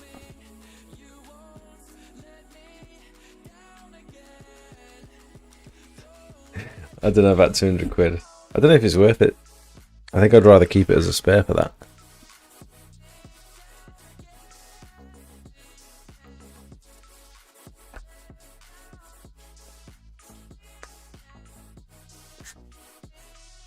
Guys, I'm going. Thank you so much for watching. If you haven't already, have a look at my quoting tool at smelt.club. If you're not sure on your quoting process just yet, have a play around with these figures. Measure your area, type in the meters squared, click whether you're going to be resanding or not, type in the price of your sand, and you'll get your figure down at the bottom here. If anyone would like to make any donations, my PayPal link is just here. I'd really appreciate it. You can become a paid member of the channel, which will give you access to my private Discord, where we chat about all sorts of cool stuff. We've got guides. I post up all the offers that come in on the Facebook pages. We're doing quotes. We're helping each other with quotes. Marketing chat, chemical guides, videos, lots of helpful stuff on there. We're all trying to help each other. It's a really good community to be a part of, I think. And you can get access to that by let me see if I can.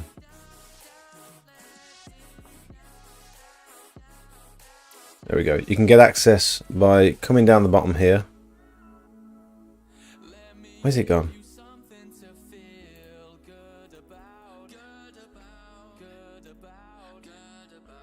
You can hit join over here, and to get access to the Discord you want this circle member or above. Boosted member gets you access to 150 downloadable promotional images to start your business. What else we got going on? Pure Seal have recently offered for me to become an affiliate of theirs. So if you click this link in my description, that'll take you to the Pure Seal website, and then I'll get commission based on your purchases. So please use my link if you're considering buying any chemicals in the next couple of weeks, or if you're booking any of their courses, or if you're purchasing any sealers. Please use my link. I'd really appreciate it. 25th next week, we've got Julia from Gutter Vacuum Systems, who will be joining us on the live stream. So if you've got any questions related to gutter vacuum stuff, then save them for that live stream. Same time next week, 7:30, Monday night. Thank you all for watching. Have a wonderful evening. See you in a bit.